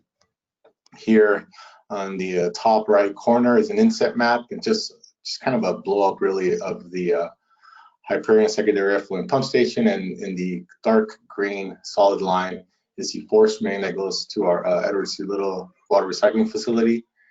And then here in the solid yellow is our pipeline to the Purveyor blending station. So I would like to ask everyone to turn to page 31 of your agenda packet, where I will discuss the project approach and deliverables. So at the start of the project, HCR produced a list of data needs necessary to move ahead with their work. Now, this list ranged from GIS files, as-built drawings, technical reports, etc. Now, the data gathering exercise, is essential in getting HCR up to speed, with all of our recycled water facilities and infrastructure. From there, HCR performed field visits to our treatment facilities and a few key areas of our distribution system to perform some condition assessments and evaluations. Then HCR, with the assistance of West Basin staff, then reached out to our potable water purveyors, as well as cities and agencies outside of our service area. In terms of our potable water purveyors, the goal there was to inform them of the master plan project, request potable water data that would help us identify potential end users as well. As work is completed on these various tasks, technical memorandums are then developed, for the final master plan report. So during this process, our consultant held a workshop with staff to discuss the findings of the specific technical memorandum, discuss the approach taken in developing it, and also answer any questions that staff might have. And now I would like to give a short summary of the technical memorandums that the final master plan report will be comprised of. So technical memorandum number 1 discusses the demand analysis, where it identifies all the potential recycled water end users. Technical memorandum number 2 summarizes the findings of the existing treatment plan evaluation. Technical memorandum number 3 summarizes the details of the rehabilitation and replacement program at our treatment plants. Technical memorandum number 4 discusses the planning and evaluation criteria to be used in the development of the hydraulic model. Technical memorandum number 5 summarizes the hydraulic model calibration plan, where it describes the steps involved in assuring that the hydraulic model is functioning appropriately, from a hydraulics point of view. Technical memorandum number 6 summarizes the findings of the existing recycled water distribution system evaluation. Technical memorandum number 7 discusses the criticality analysis, where we perform a kind of a risk analysis of all of our assets. Technical memorandum number 9 summarizes the findings of the recycled water distribution system future evaluation. And then finally, technical memorandum number 10 discusses the capital improvement plan, for the near term, between the first 1 to 5 years, and also the long term, as mentioned, between like 5 and 20 years out. As you probably noticed, technical memorandum number 8 is not shown in this diagram, and the reason being is, that task involved a energy rate analysis, to determine the most appropriate rate schedule at our satellite facilities. Now, earlier this year, Suez, per our request, really performed an energy analysis where they assessed the appropriate rate schedules based on time of use and demand rates. So it was determined that at the time that technical memorandum number 8 would be essentially duplicating some efforts. So instead, we decided to use these resources, on other tasks on the project. Technical memorandums numbers 1 through 5, as you could see here in green, are essentially substantially complete and have been reviewed by staff. Technical memorandums 6, 7, and 9, shown in blue, have been submitted to staff, and we're currently in the review process. And then technical memorandum number 10 will be submitted to staff for our review next month, January of 2021. Now, please turn to page 32 of your agenda packet, where I will discuss the demand analysis task. As previously mentioned, the demand analysis really serves as the backbone of the master plan. So I guess at this time, I would like to kind of take this moment and highlight this task specifically and discuss our approach and methodology. Typically distribution systems are driven by large end users and clusters of customers.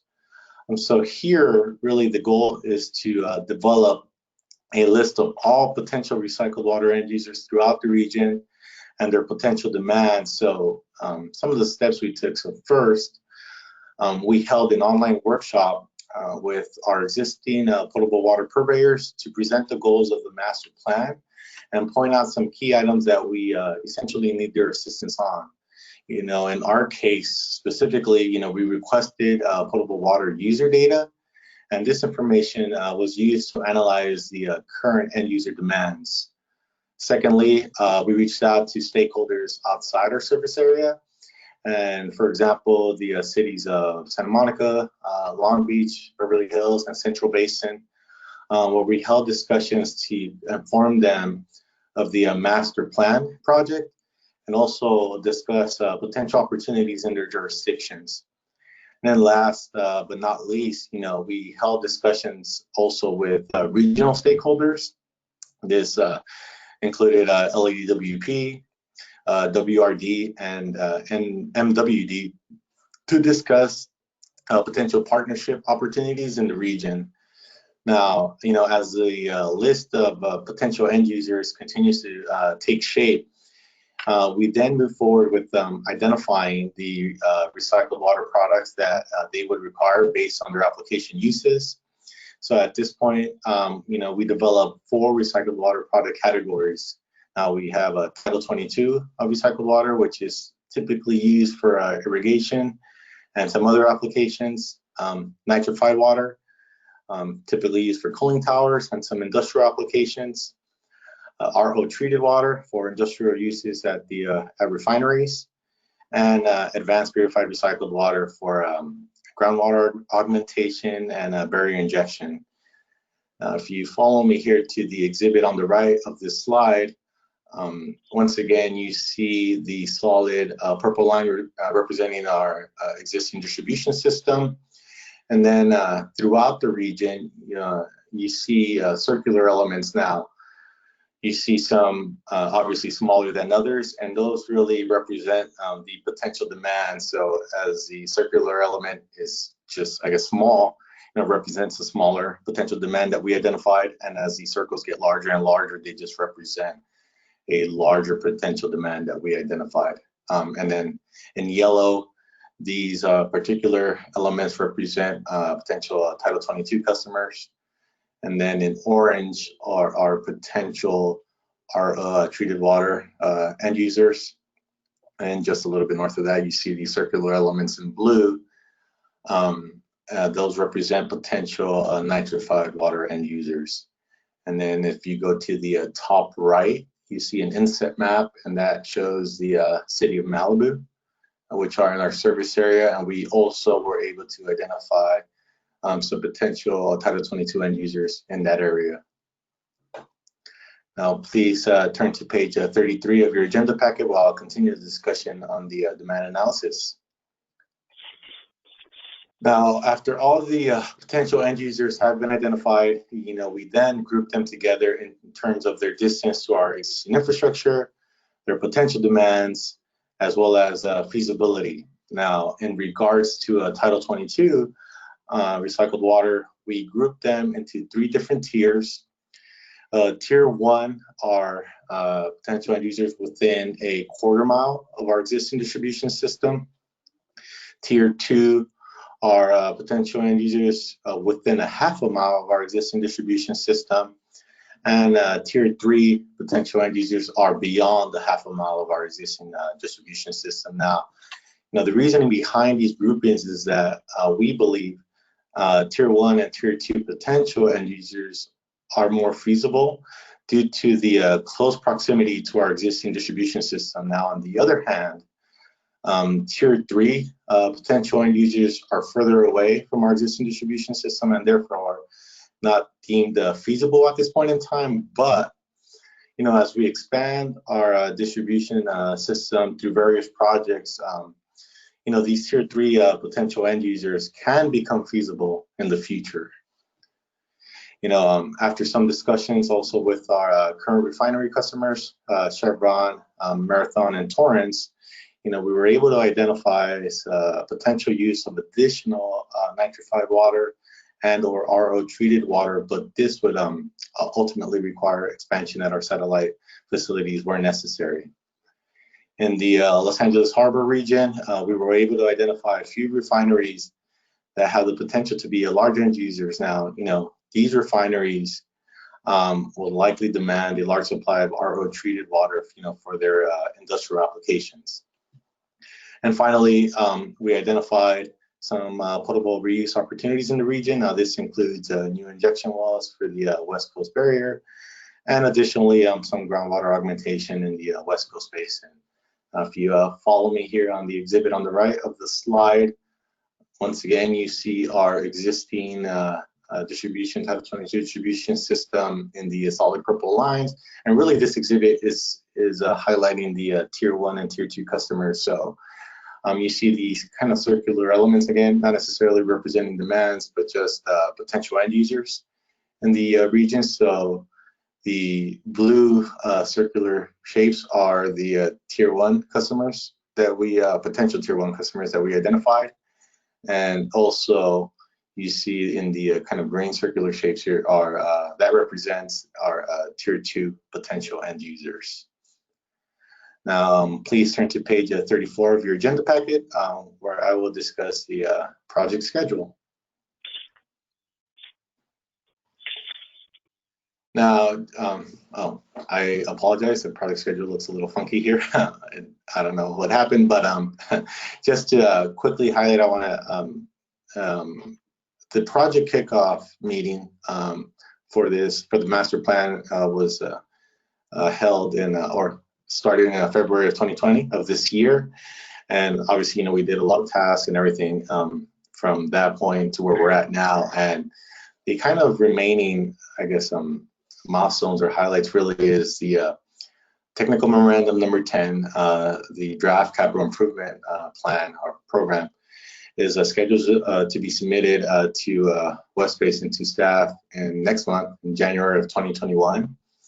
And then the following month in February of 2021, we anticipate having a presentation to the board where we will discuss the master plan project with the help of our consultant HCR. And then at that point, we intend to obtain the final master plan report around February of 2021 next year, followed by the project closeout in March of 2021, the following month. So at this time, I would be glad to take any questions from the board on the master plan. Okay, well, thank you. Very nice report. Very comprehensive. Thank you. Questions? Director Alvarez, you're good? I am here. I lost audio communications for a while and I dialed in, but I have a question which may have been covered. In the master plan, have you guys or has the consultant been coordinating with the Water Replenishment District, vis-a-vis their proposed project to build a treatment facility and start cleaning up the saltwater plume on the easterly side of the barrier, because that's going to require a lot of new replenishment water. Orlando, why don't I take that? Okay. Yes. The short answer is yes. We, as Orlando mentioned, we actually, when we're doing the market analysis, we developed those different groups, the purveyors, outside agencies outside of our service area, and then also regional stakeholders. And those regional stakeholders were LADWP, WRD, Met, and the county. And so for us, specifically because all these projects are happening, one of them is the WRD project. We had focused discussions with them about the needs of their project, as well as how is their project best served from a replenishment standpoint. Where are they looking at having their wells put in what region, and what are the quantities? So to answer your question, yeah, we have had discussions as part of this master plan to kind of understand, acre footage wise, and then logistics wise, what are the needs of their project. So they will be addressed in the master plan. Yes. Yes. Okay, next, anyone else? Seeing none, next, Mr. Chair. next issue? Oh, okay, go ahead. Just real quick, and I know it's a little maybe ahead of time, but in the master plan, what is the prediction of, recycled water volume in the next, I don't know, 3 years? What are we doing right now? 40 million gallons a day? Yeah, we have roughly 40 million right now. Okay. So what is the some background noise? Was your question, Director Houston, about what will the recycled water master plan tell us we need? Well, yeah, what are we looking at? Now we keep talking about the goal of 70 million gallons a day someday, but, and I don't know where the background noise is coming from, but realistically, what in the next 2-3 years or this master plan, what do you think it's going to reveal to us? Well, it's like the final 2 tech memos, that's what we're waiting on to give us that information. The 70 million gallons, I believe, is from maybe the one done 10 years ago, or it's from a long time ago. And that's why we keep bringing this up. It's why it's so important for us, because this gives us a realistic roadmap with everything else that's going on. Because a lot of stuff wasn't even talked about back when the last master plan was done. There was no Operation Next at Hyperion. There was no WRD project to clean up the basin. There was no recycled water project over at Carson with Metropolitan and the Sand District. So there's a lot of new things, and you throw in Measure W and other things that are going on around the water space. So yeah, this is a very timely effort, and it will answer a lot of very important questions for us, Director Houston, in terms of that quantity. Okay. So when it comes out in February, we should be hearing some realistic numbers of where this agency could be going. That's the plan for this for the plan. Correct. Okay. Got it. Okay. Thank you. You're welcome. Director Gray? Yeah. Question? Hello. Question, No comment? Okay, about Director Deere. I'm here. Okay. Any questions? No. Okay. Okay, then, next issue. I don't think it's an issue, but we do have another good report coming up here under item 6B, information calendar. The water or monthly water facilities operation update, and for Director Alvarez, this is another report we give every single month. And we have 2 presenters today. One, we have our operations engineer, Susanna Lee. I think Susanna's going to kick this one off, and there will be a tag team also with Uzi Daniel, our manager of operations. So, Susanna, there you are. How you doing, Susanna? Hi, good afternoon. Thank you, Patrick. Can you hear me okay? Yes, loud and clear. Okay, well, good afternoon, Chairman Williams and members of the board. Please refer to page 36 of the package for the copy of the memo. And I believe the presentation was sent to you in a separate package. So you can either follow along on the screen or refer to the package that you got. So now let's turn to slide 2, and we'll begin with a review of the influent water quality. As we're heading into the cooler months, and we can see that the water quality is transitioning to the normal winter quality. And as the graph shown here, we can see that it's a increasing trend heading into November. So for the month of November, the average turbidity was 11.7 compared to the October average at 9.5. We can also see that there were a couple of exceedingly high peaks. So coming up in December and January, as you can see previously, we will be watching our system and processes closely to make sure that we don't overexert our systems. So can to turn to slide number 3, we will be reviewing the monthly productions for the month of October.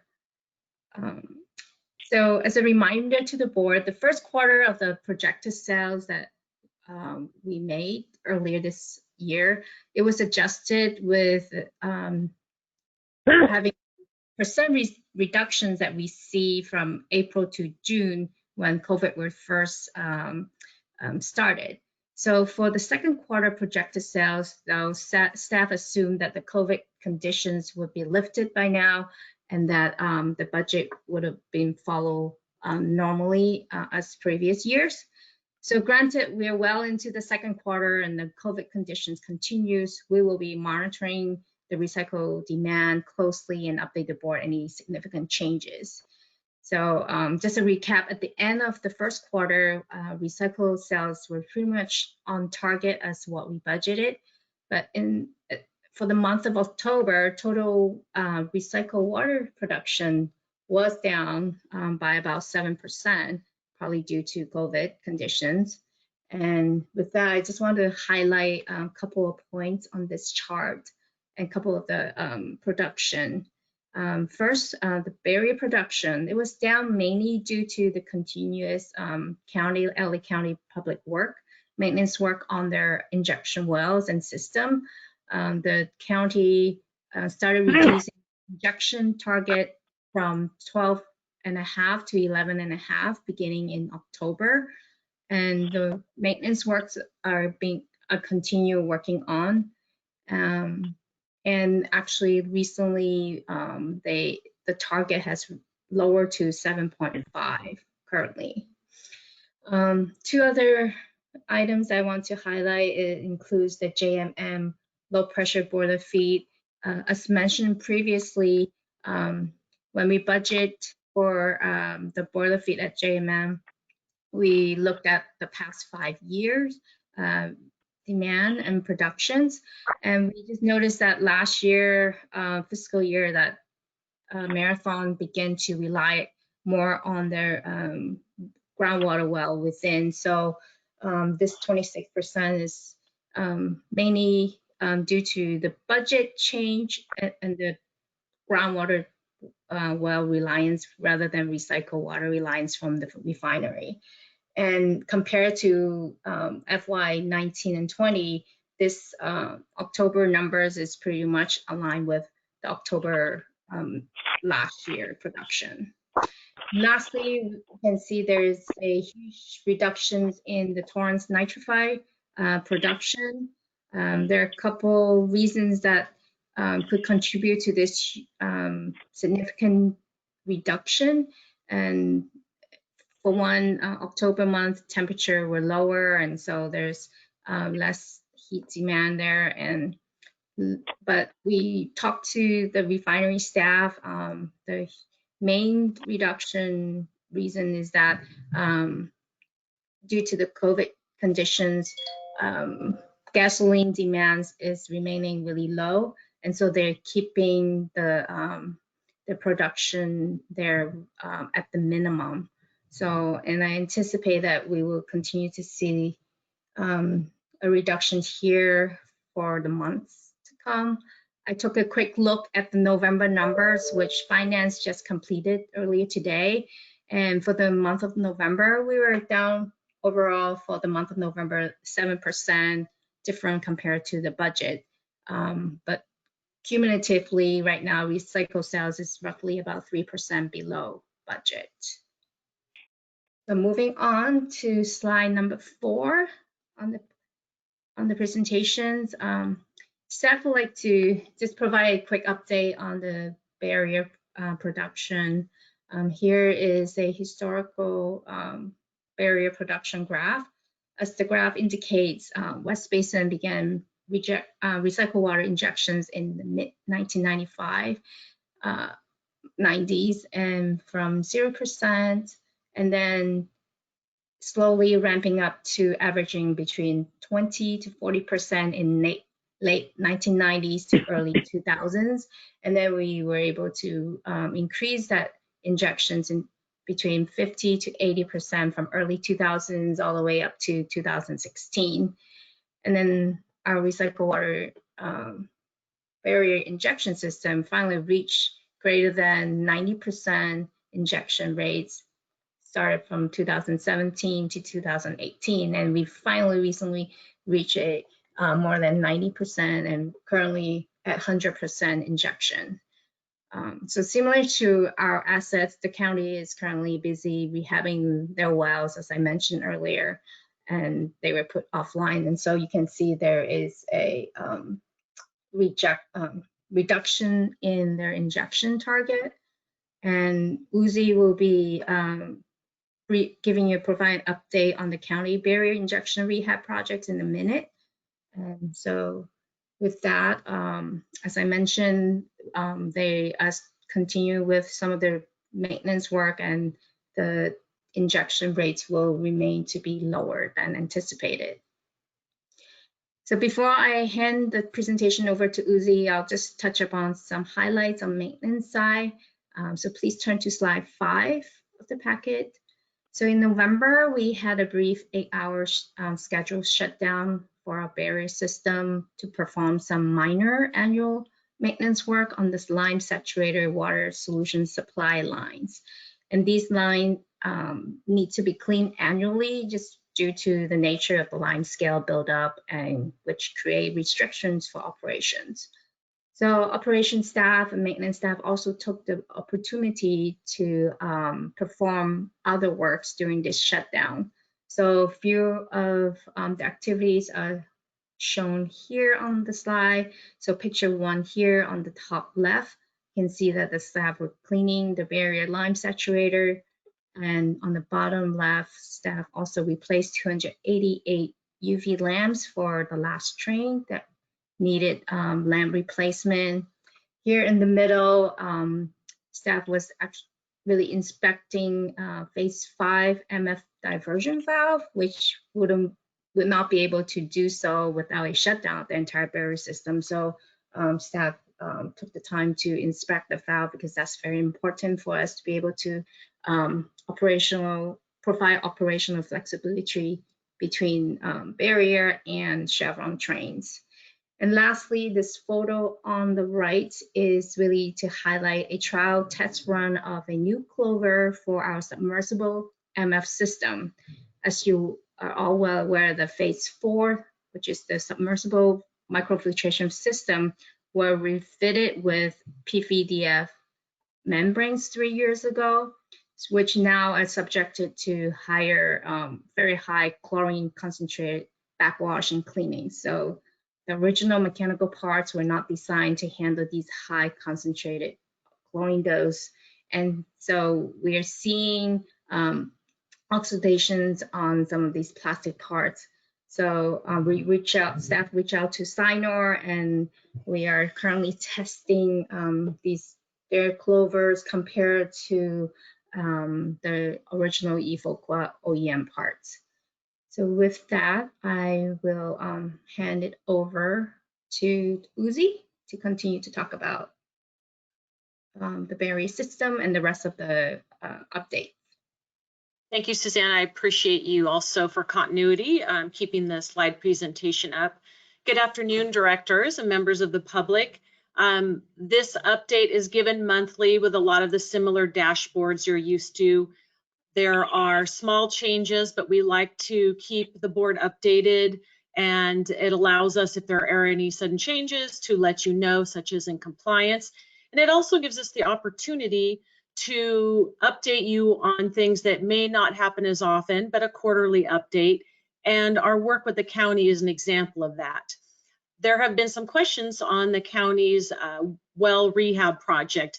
It's a nice project where we actually assisted them with some work that we do to allow them to get a grant from the Department of Water Resources. As you can see here, it's a $7 million grant to allow them to mostly replace the injection wells, a number of them, put in 2 new injection wells and 1 observation well. They're primarily focused on 3 aquifers within the barrier, and this collaboration is done with the county. We have a very good working relationship with them now. There's a lot of moving pieces. Susanna described some of the maintenance that they're doing. That involves them contacting us about slowdowns, shutdowns, and we do try to coordinate those together so that we can take advantage of their slowdowns or shutdowns to perform our own maintenance that might require that. I think there's some interesting photos here of you can kind of see the before and what will be hopefully the after of these new wells, which will help us maximize production and also prevent seawater intrusion. If we move to the next slide, number 7, you'll see here is a little bit of a focus on the monitoring wells. Now, while the county is named as a co-permittee, the agreement back when was decided that we would maintain the compliance programs. That includes all the monitoring of the groundwater for the barrier permit, and that is to allow us to inject recycled water into our aquifers. There are a number of wells, most of them owned by the county. They give us permission to access those. And one, as a result of the 2006 permit for 100% recycled water injection, required us to put in a new well. That was done by West Basin, and that's why you see West Basin 1 that is owned by us. It's actually a cluster well where there are 3 wells to 3 different aquifers in one vault. What's very interesting about this program and has made it a challenge at times is that it requires often monthly monitoring if there is a need for something in our permit or an exceedance, and that water has to be discharged. Now, previously we were allowed to discharge that water to the storm drain with samples, but those regulations we all know have changed and it has made it restrictive, so we now have to have that water hauled off site if we do not have vegetation that we can water that discharge water with. So that requires us to get some specialized samplers who are not only familiar with sampling and some of the sensitive sampling that comes with newer standards like the PFOA and PFOS, but it also requires us to have some people who understand logistics, have equipment to haul the water back to our treatment plant, and familiar with a lot of the permits that are required. We actually are out to bid right now, trying to engage, and we will bring to the board by next month the selection or recommendation from staff for the bid and for the proposals we're receiving for the next well sampling team. If we proceed then to the next slide, slide number 8, you'll see some of our monthly dashboard updates. This is for compliance. November, when we don't have a quarterly sampling event, there's a smaller amount of permits. A lot of those to the regulators you can see here, and those are to help comply with our barrier permit, our Title 22 permit, and both of our NPDES brine discharge permits, in addition to other special studies and a number of permits, including AQMD, requires air permits, the hazardous materials permits to the fire department, and various others. If we continue then to slide number 9 here, we like to emphasize, and we've started this, West Basin is also a potable water purveyor, and we are a member agency of MWD. However, our purveyors are not, so that requires them to have to go through us for any construction projects, any needs they have, even any water quality concerns. MWD is very responsive on water quality issues, and they also are responsive on engineering projects. Of course, it does take time, so this is an update that doesn't have a lot of change typically, but we like to show the board so that you are aware of the level of effort and the customer service that we are extending to assure that our purveyors are receiving the service that they need for their projects and to continue to provide safe and reliable drinking water to the systems. On here, we also give you an update on our Title 22 Purveyor Service Program.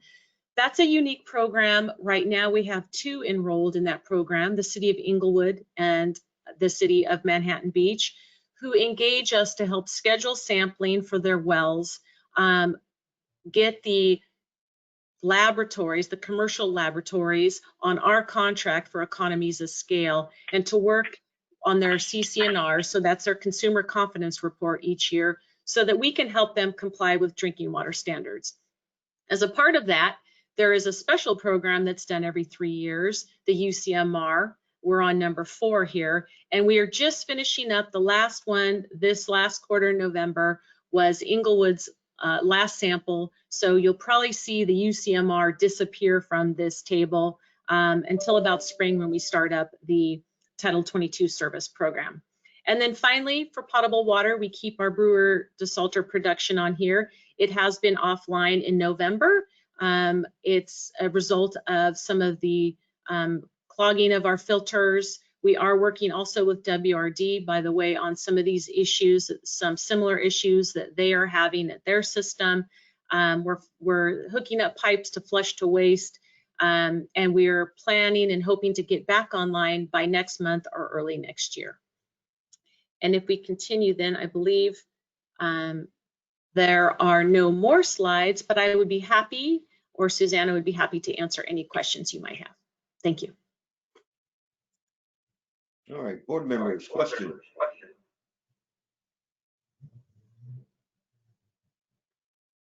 I see no hands raised. Mr. Chair? Yes. I'll just ask a quick question. If you go back to the, I think it was slide 3, where we took a look at the recycled water production. We had the chart, yeah, that one. And I think you explained it, but the next to the last at the bottom, the down 38%, that's the Torrance refinery, right? Correct. Okay. And so that one you guys were explaining is it's down because they're using groundwater from a well? So that was JMM, which is Marathon. Oh, okay, oops, okay, got it. Okay, so then okay, great. So, well, let's go to that one first then. So their production, well, their use of recycled water is down because they're using groundwater? Correct. Okay, and is that something that we anticipate they're going to be doing going forward, using more groundwater? For now, there's no indication for them to use less unless the drought continues and the groundwater level may be lower, and so we may see a decrease in usage of groundwater if that's the case. Right now, there's no indication they would stop, but there was some talk about some water quality issue they were having with the groundwater. We have seen a little bit increase in it just as a result because the recycled water quality is a little bit different than the groundwater quality. Yeah, Susanna, I would add to that for Marathon, the new owners of the refinery, they have a project right now where they are evaluating opportunities to reduce water cooling in the refineries with non-water-based cooling. So we're waiting to hear back from them to see what impact that may have on us here in the spring. But they have mentioned that recently, that that's an evaluation that Marathon, the new ownership, directed. Thank you. Okay, so either way, it does talk about they're down in part buying recycled water because they're using more groundwater, at least at the moment they can, which of course, I don't know if anyone can even opine, but usually in groundwater, while it might be cheaper, is probably not quite as environmentally friendly, I guess, as using our recycled water. Mm-hmm. Correct. That's correct. Okay, I'm just putting it out there for everybody to hear, not just staff. I know staff knows this, but obviously that's not probably the best. I'm sure a lot of people don't really like that that's what the groundwater is being used for, but when they could be using recycled water that would have gone to the ocean. Although I know costs drive that. So I think it's something that we shall be cognizant of and the public should be. And then the other thing is now what is happening at Torrance, the next to the last one, down almost 40% on the nitrified. Yeah, as I explained, when we budget, we really anticipated a reduction in the first quarter, and we're the second month into the second quarter, but COVID condition hasn't really lifted. And so what their explanation was that because the continued lower gasoline demand, and so the refinery is really keeping at minimum production rates at this point. So I just checked the November number, which is aligned with this 38% compared to the November budget as well. So I guess we'll have to see how long this COVID situation will affect the refineries. Yeah, and Suzanne, Director Houston, if I may just add one more point. The refineries, their business model for each one of them is quite a bit different. There's really three products that they make: jet fuel, diesel, and gas. But the composition for each refinery is different. So in one market sector, bigger, diesel has been less affected than gas. There's still a lot of trucks and goods moving around. So if you're in that helps with your sales. And also, I would point out if you look at like JMM nitrified, they use very little nitrified to begin with. They choose to use more RO even in their cooling towers, and they blend it. Whereas Torrance and Chevron they're all in on nitrified for their cooling towers. So there's nuances for each refinery in terms of the way they're set up from a business standpoint and in how they use the recycled water.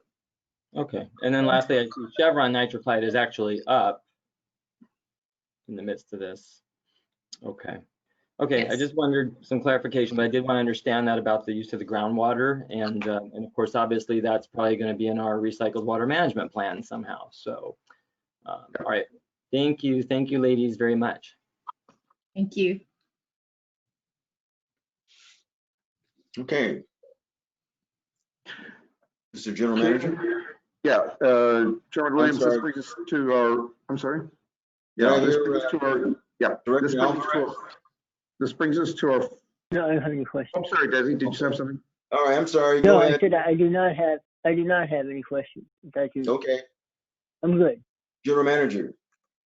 Thank you, Desi. Yeah, Chairman Williams, we're on to our final information item today, which is our recycled water customer program update from our operations supervisor, Frank Fuchs.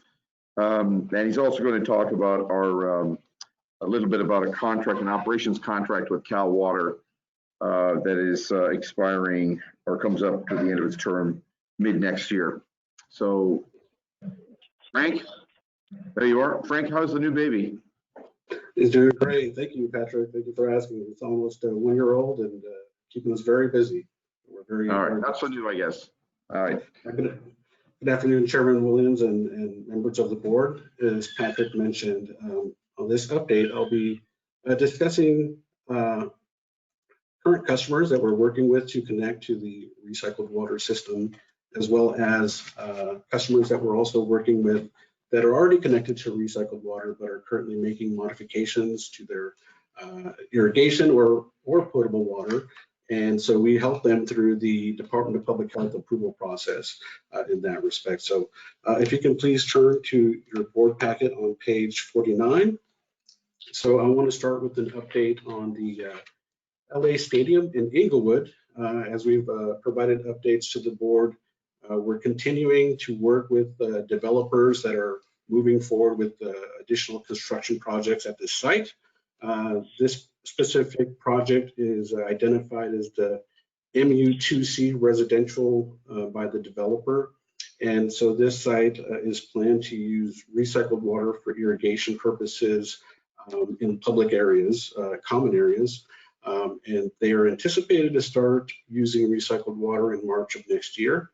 And so staff has been working with the Department of Public Health to go out and conduct site inspections to ensure that all the water pipelines are labeled appropriately and that there's appropriate separation and there are no interconnections between the potable water lines and the future recycled water lines. So I'll be moving forward to the page 49 of the board packet and continuing with the update at the LA Stadium and Inglewood facility.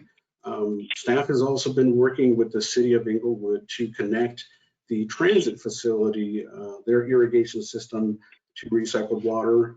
Staff worked with the city, the contractor, and the Department of Public Health to conduct a cross-connection test that was implemented October 29th. And so this test was successful, and so the irrigation system has been connected to recycled water. These are just some photographs of the day that the test was implemented, as well as some photographs of the landscaping for this facility. Then moving forward in the board packet on page 50, staff has also been working with Manhattan Beach Unified School District to provide support for Grandview Elementary School. This is a site that was already connected to recycled water. However, they are going through some modifications, which include both modifications to their recycled water irrigation system, as well as their potable water system. And so on the left here, we have a photograph of one of the recent installations of a recycled water pipeline. And on the right, we have some potable water pipelines that were recently installed. So again, staff and the Department of Public Health go out to make sure that these are labeled appropriately. There are no interconnections between both types of water. Moving forward to page 52 of the board packet. This is an update also in Manhattan Beach for Miracosta High School. They were implementing some modifications to their irrigation system as well, and so staff worked with the school district to implement, get approval from the Department of Public Health for the work that they implemented. On the left, there you can see a photograph of some of the modifications to their recycled water irrigation system. On the right are some photographs of a temporary connection to their potable water fire service. And so this is just a temporary connection during construction and is part of the cross connection test. So before a system is connected or reconnected to recycled water, if modifications are made, it's first tested with the potable water system. And that's what this photograph shows. And then it was that connection was severed once it passed, and then it was allowed to connect to recycled water. Moving forward to the next slide on page 53 of your board packet. And this is just a update also at the LA Stadium in Inglewood, just the operation update regarding the supply of recycled water to the SoFi Stadium Lake. Now, the lake has been approved to use recycled water by the County Department of Public Health. However, the SoFi Stadium contractor, they're still working on some approvals on their side for a pre-treatment system that would treat our recycled water before it goes into the stadium. And so this is work that like I mentioned, this is on the SoFi Stadium contractor side that they're working to implement. So once they complete that, then we'll be able to start supplying recycled water. They are approved though, so we have been conducting some flushing activities, and that's what this photograph on the left shows. On the left, it shows a photograph of a flushing station that is located at the end of the pipeline that is going to supply that lake with recycled water. If the water in the pipeline is not being used, it can develop a foul odor. And so that's the reason for that flushing station. We just wanted to provide the board an update that we have been conducting flushing activities, and the photograph on the right shows a water quality sample that was taken. This is a hydrogen sulfide sample that was taken. And so hydrogen sulfide has a foul odor, and so this sample just indicates that there was no hydrogen sulfide in the water after the water was flushed. And so we'll make sure to keep the board update of those activities regarding supplying recycled water to the stadium in the future.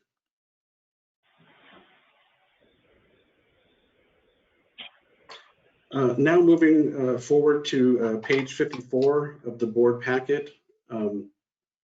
Staff wanted to provide the board an update regarding the existing distribution system and operations maintenance agreement for the distribution system.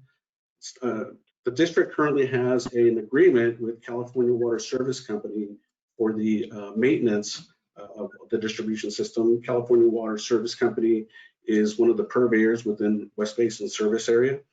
The current agreement is for 5 years. This agreement started August 1st of 2016 and is scheduled to expire June 30th of next year. The overall budget available for this work is $5,630,800 over the 5-year term, which is just a little over $1.1 million per year. This agreement is for time and material. There is a monthly fee of $3,000 that Cal Water charges. It's an administrative cost. However, beyond that, it is based on the amount of hours that Cal Water operators charge or any material that they spend or subcontractor costs. There are specific markups associated with that work, which are specified in the agreement. Cal Water is available to respond 24 hours per day, 7 days per week, of course, in case of any emergencies or any work required. And Cal Water has been the contract operator since the beginning of the recycled water program. So they have been essentially operating the distribution system on behalf of West Basin since 1995. Moving forward to page 55 of the board packet, this is to provide an overview of the work involved for the operations and maintenance of the distribution system. Overall, there are 103 miles of pipelines in the distribution system. This consists of disinfected tertiary lines, the secondary line that supplies secondary water to our treatment facility in El Segundo, barrier lines and brine lines as well. Part of the work involved is to check the integrity of the pipelines, of course, respond to any leak repairs as required. Also, Cal Water takes water quality samples throughout the distribution system on a monthly basis. In addition, they respond to underground service alerts. So contractors are required to provide a notification of any underground work, and utilities or organizations with subsurface installations are required to identify underground assets. And so on a monthly basis, the district receives between 700 and 800 of these notifications. And so Cal Water will go out. They have operators that they identify as locators. And so they go out and locate our pipelines and mark them out in case the work that the contractor is required to do, if our pipelines are within that area, they mark them out. In addition, we have approximately 300 isolation valves, 454 air vacuum valves. Air vacuum valves are located at the high points of our distribution system. And so these air vacuum valves allow air to escape and also allow air to go back into the system in case there's a sudden pressure change or if the pipeline is drained. And so those also require maintenance. In addition, the district has 2 booster pump stations as well as 3 chlorine disinfection stations, and 2 of the chlorine disinfection stations are located also at those 2 booster pump stations. So that kind of provides an overview of the work involved. And so if you please turn to the next page of your board packet, which is page 56, staff is requesting feedback from the board regarding which preference the board would have regarding moving forward with the operations and maintenance of the distribution system. So one option is to extend the current agreement, and if the board preferred this option, staff would approach California Water and renegotiate the terms and for a proposed extension, and then come back to the board with those recommendations. Another option is to issue a request for proposals. And so if this option was preferred by the board, we would recommend that it be a proposal based on the best value, overall best value to the district. And then another option is for West Basin to hire operations and maintenance staff and also purchase equipment to implement the operations and maintenance in-house.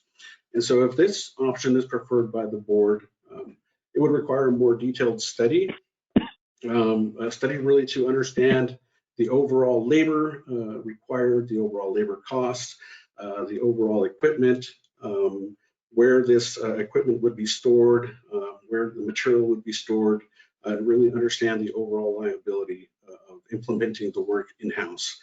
And so if this, again, if this option is preferred by the board, we would recommend extending the agreement to allow for that detailed study to be implemented. And moving forward in the board packet to page 57, and this is just to expand a little more on option one, which is extending the current agreement. Extending the current agreement, if Cal Water were to continue to implement the operations and maintenance, Cal Water has a lot of institutional knowledge, of course, working on the distribution system for 25 years. Approximately 1/3 of the recycled water sites that are supplied by West Basin recycled water pipelines are within the Cal Water service area. So the cities and the end users that take recycled water, of course, are familiar with Cal Water because they also provide potable water to those customers as well. Cal Water has offices in both Torrance and Hawthorne, and so this will allow for rapid response.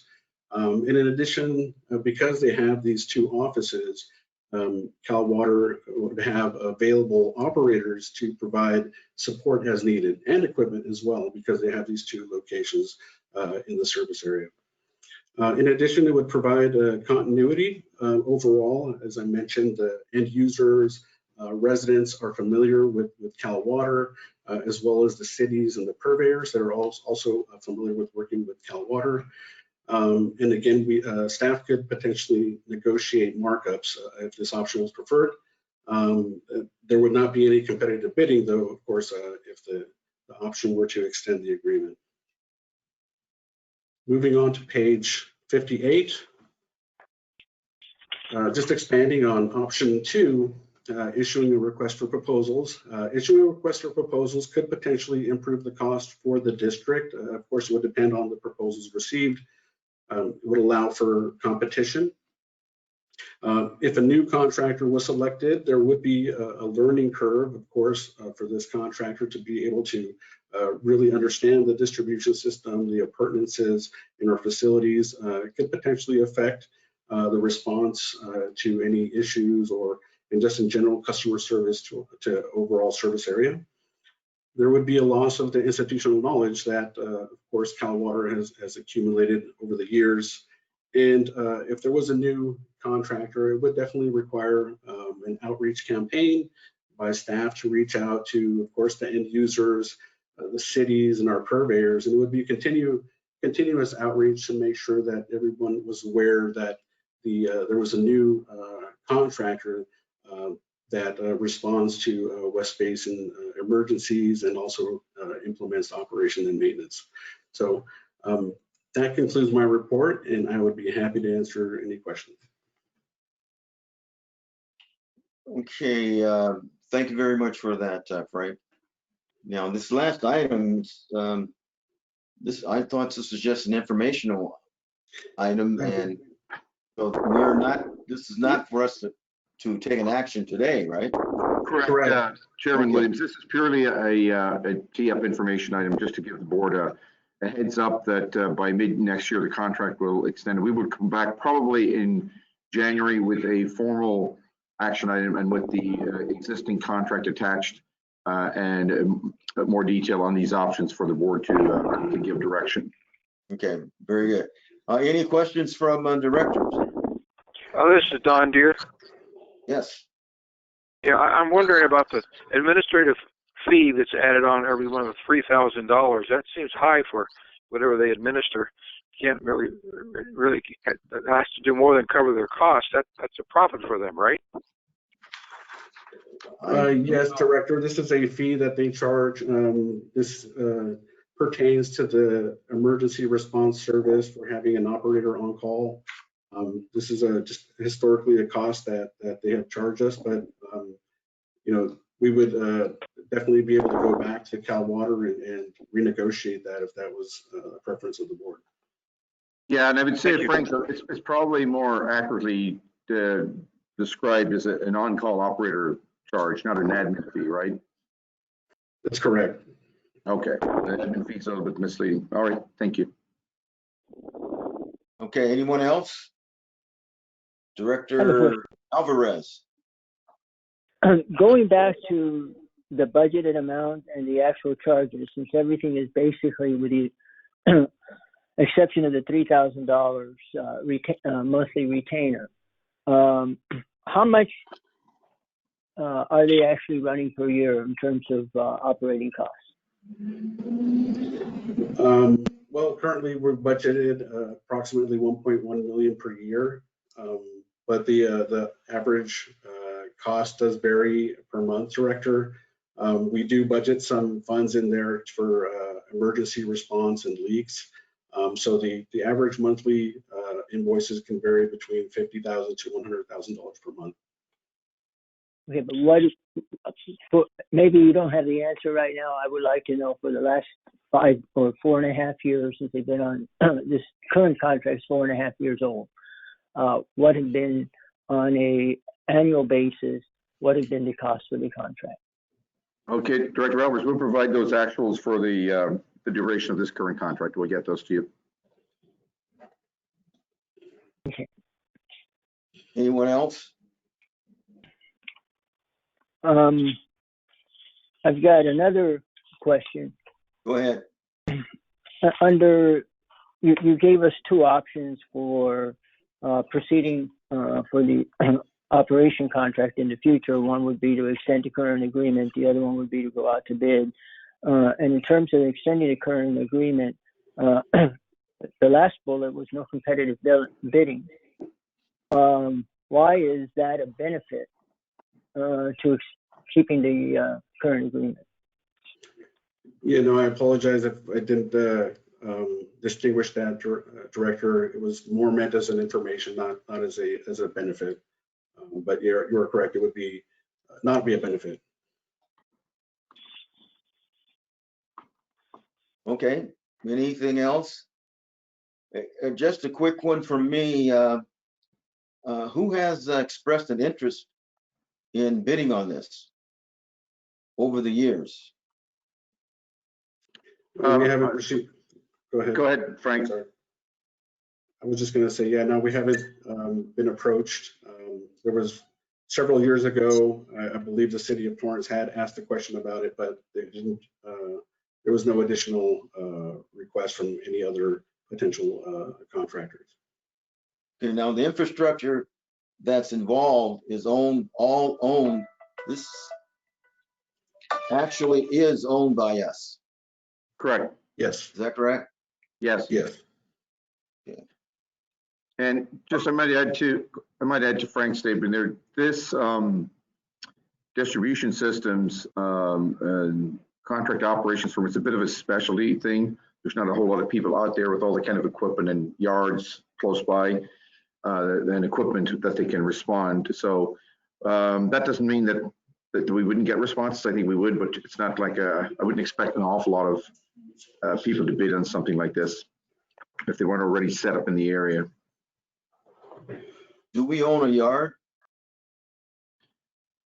Not really. I mean, we have the EDC little plant and we have our satellite plants, but we don't have any equipment for you know, for distribution stuff. We do have one truck.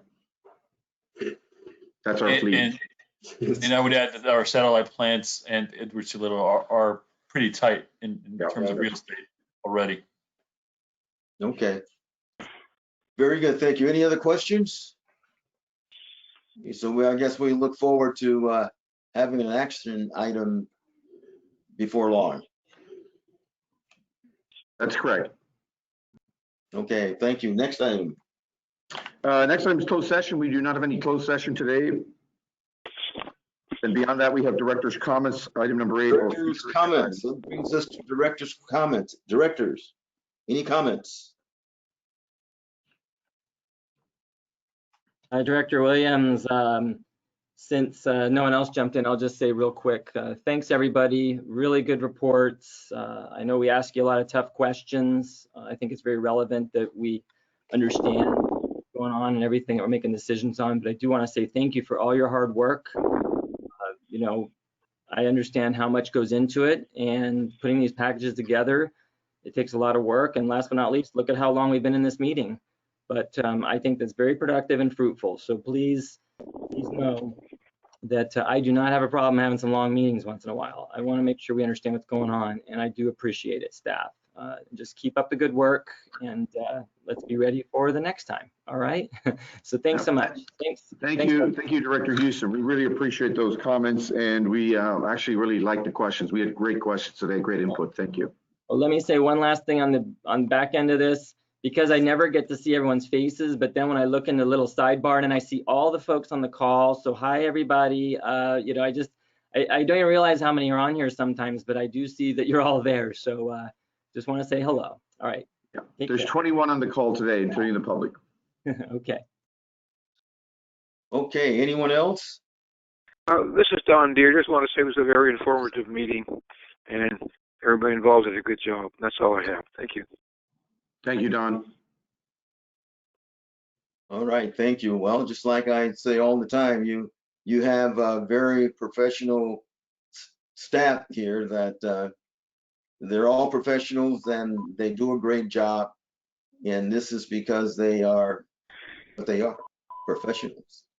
So if I don't see you folks again before the holidays, I just want to say best wishes to you and a Merry Christmas and a Happy New Year to you and all those you care about. Thank you. Thank you. And we do have our finance and admin tomorrow at 11:30, just a reminder. Right, we'll be there. Bye. All right. Thank you. Bye. So you're adjourning, Director Chairman Williams? Yeah.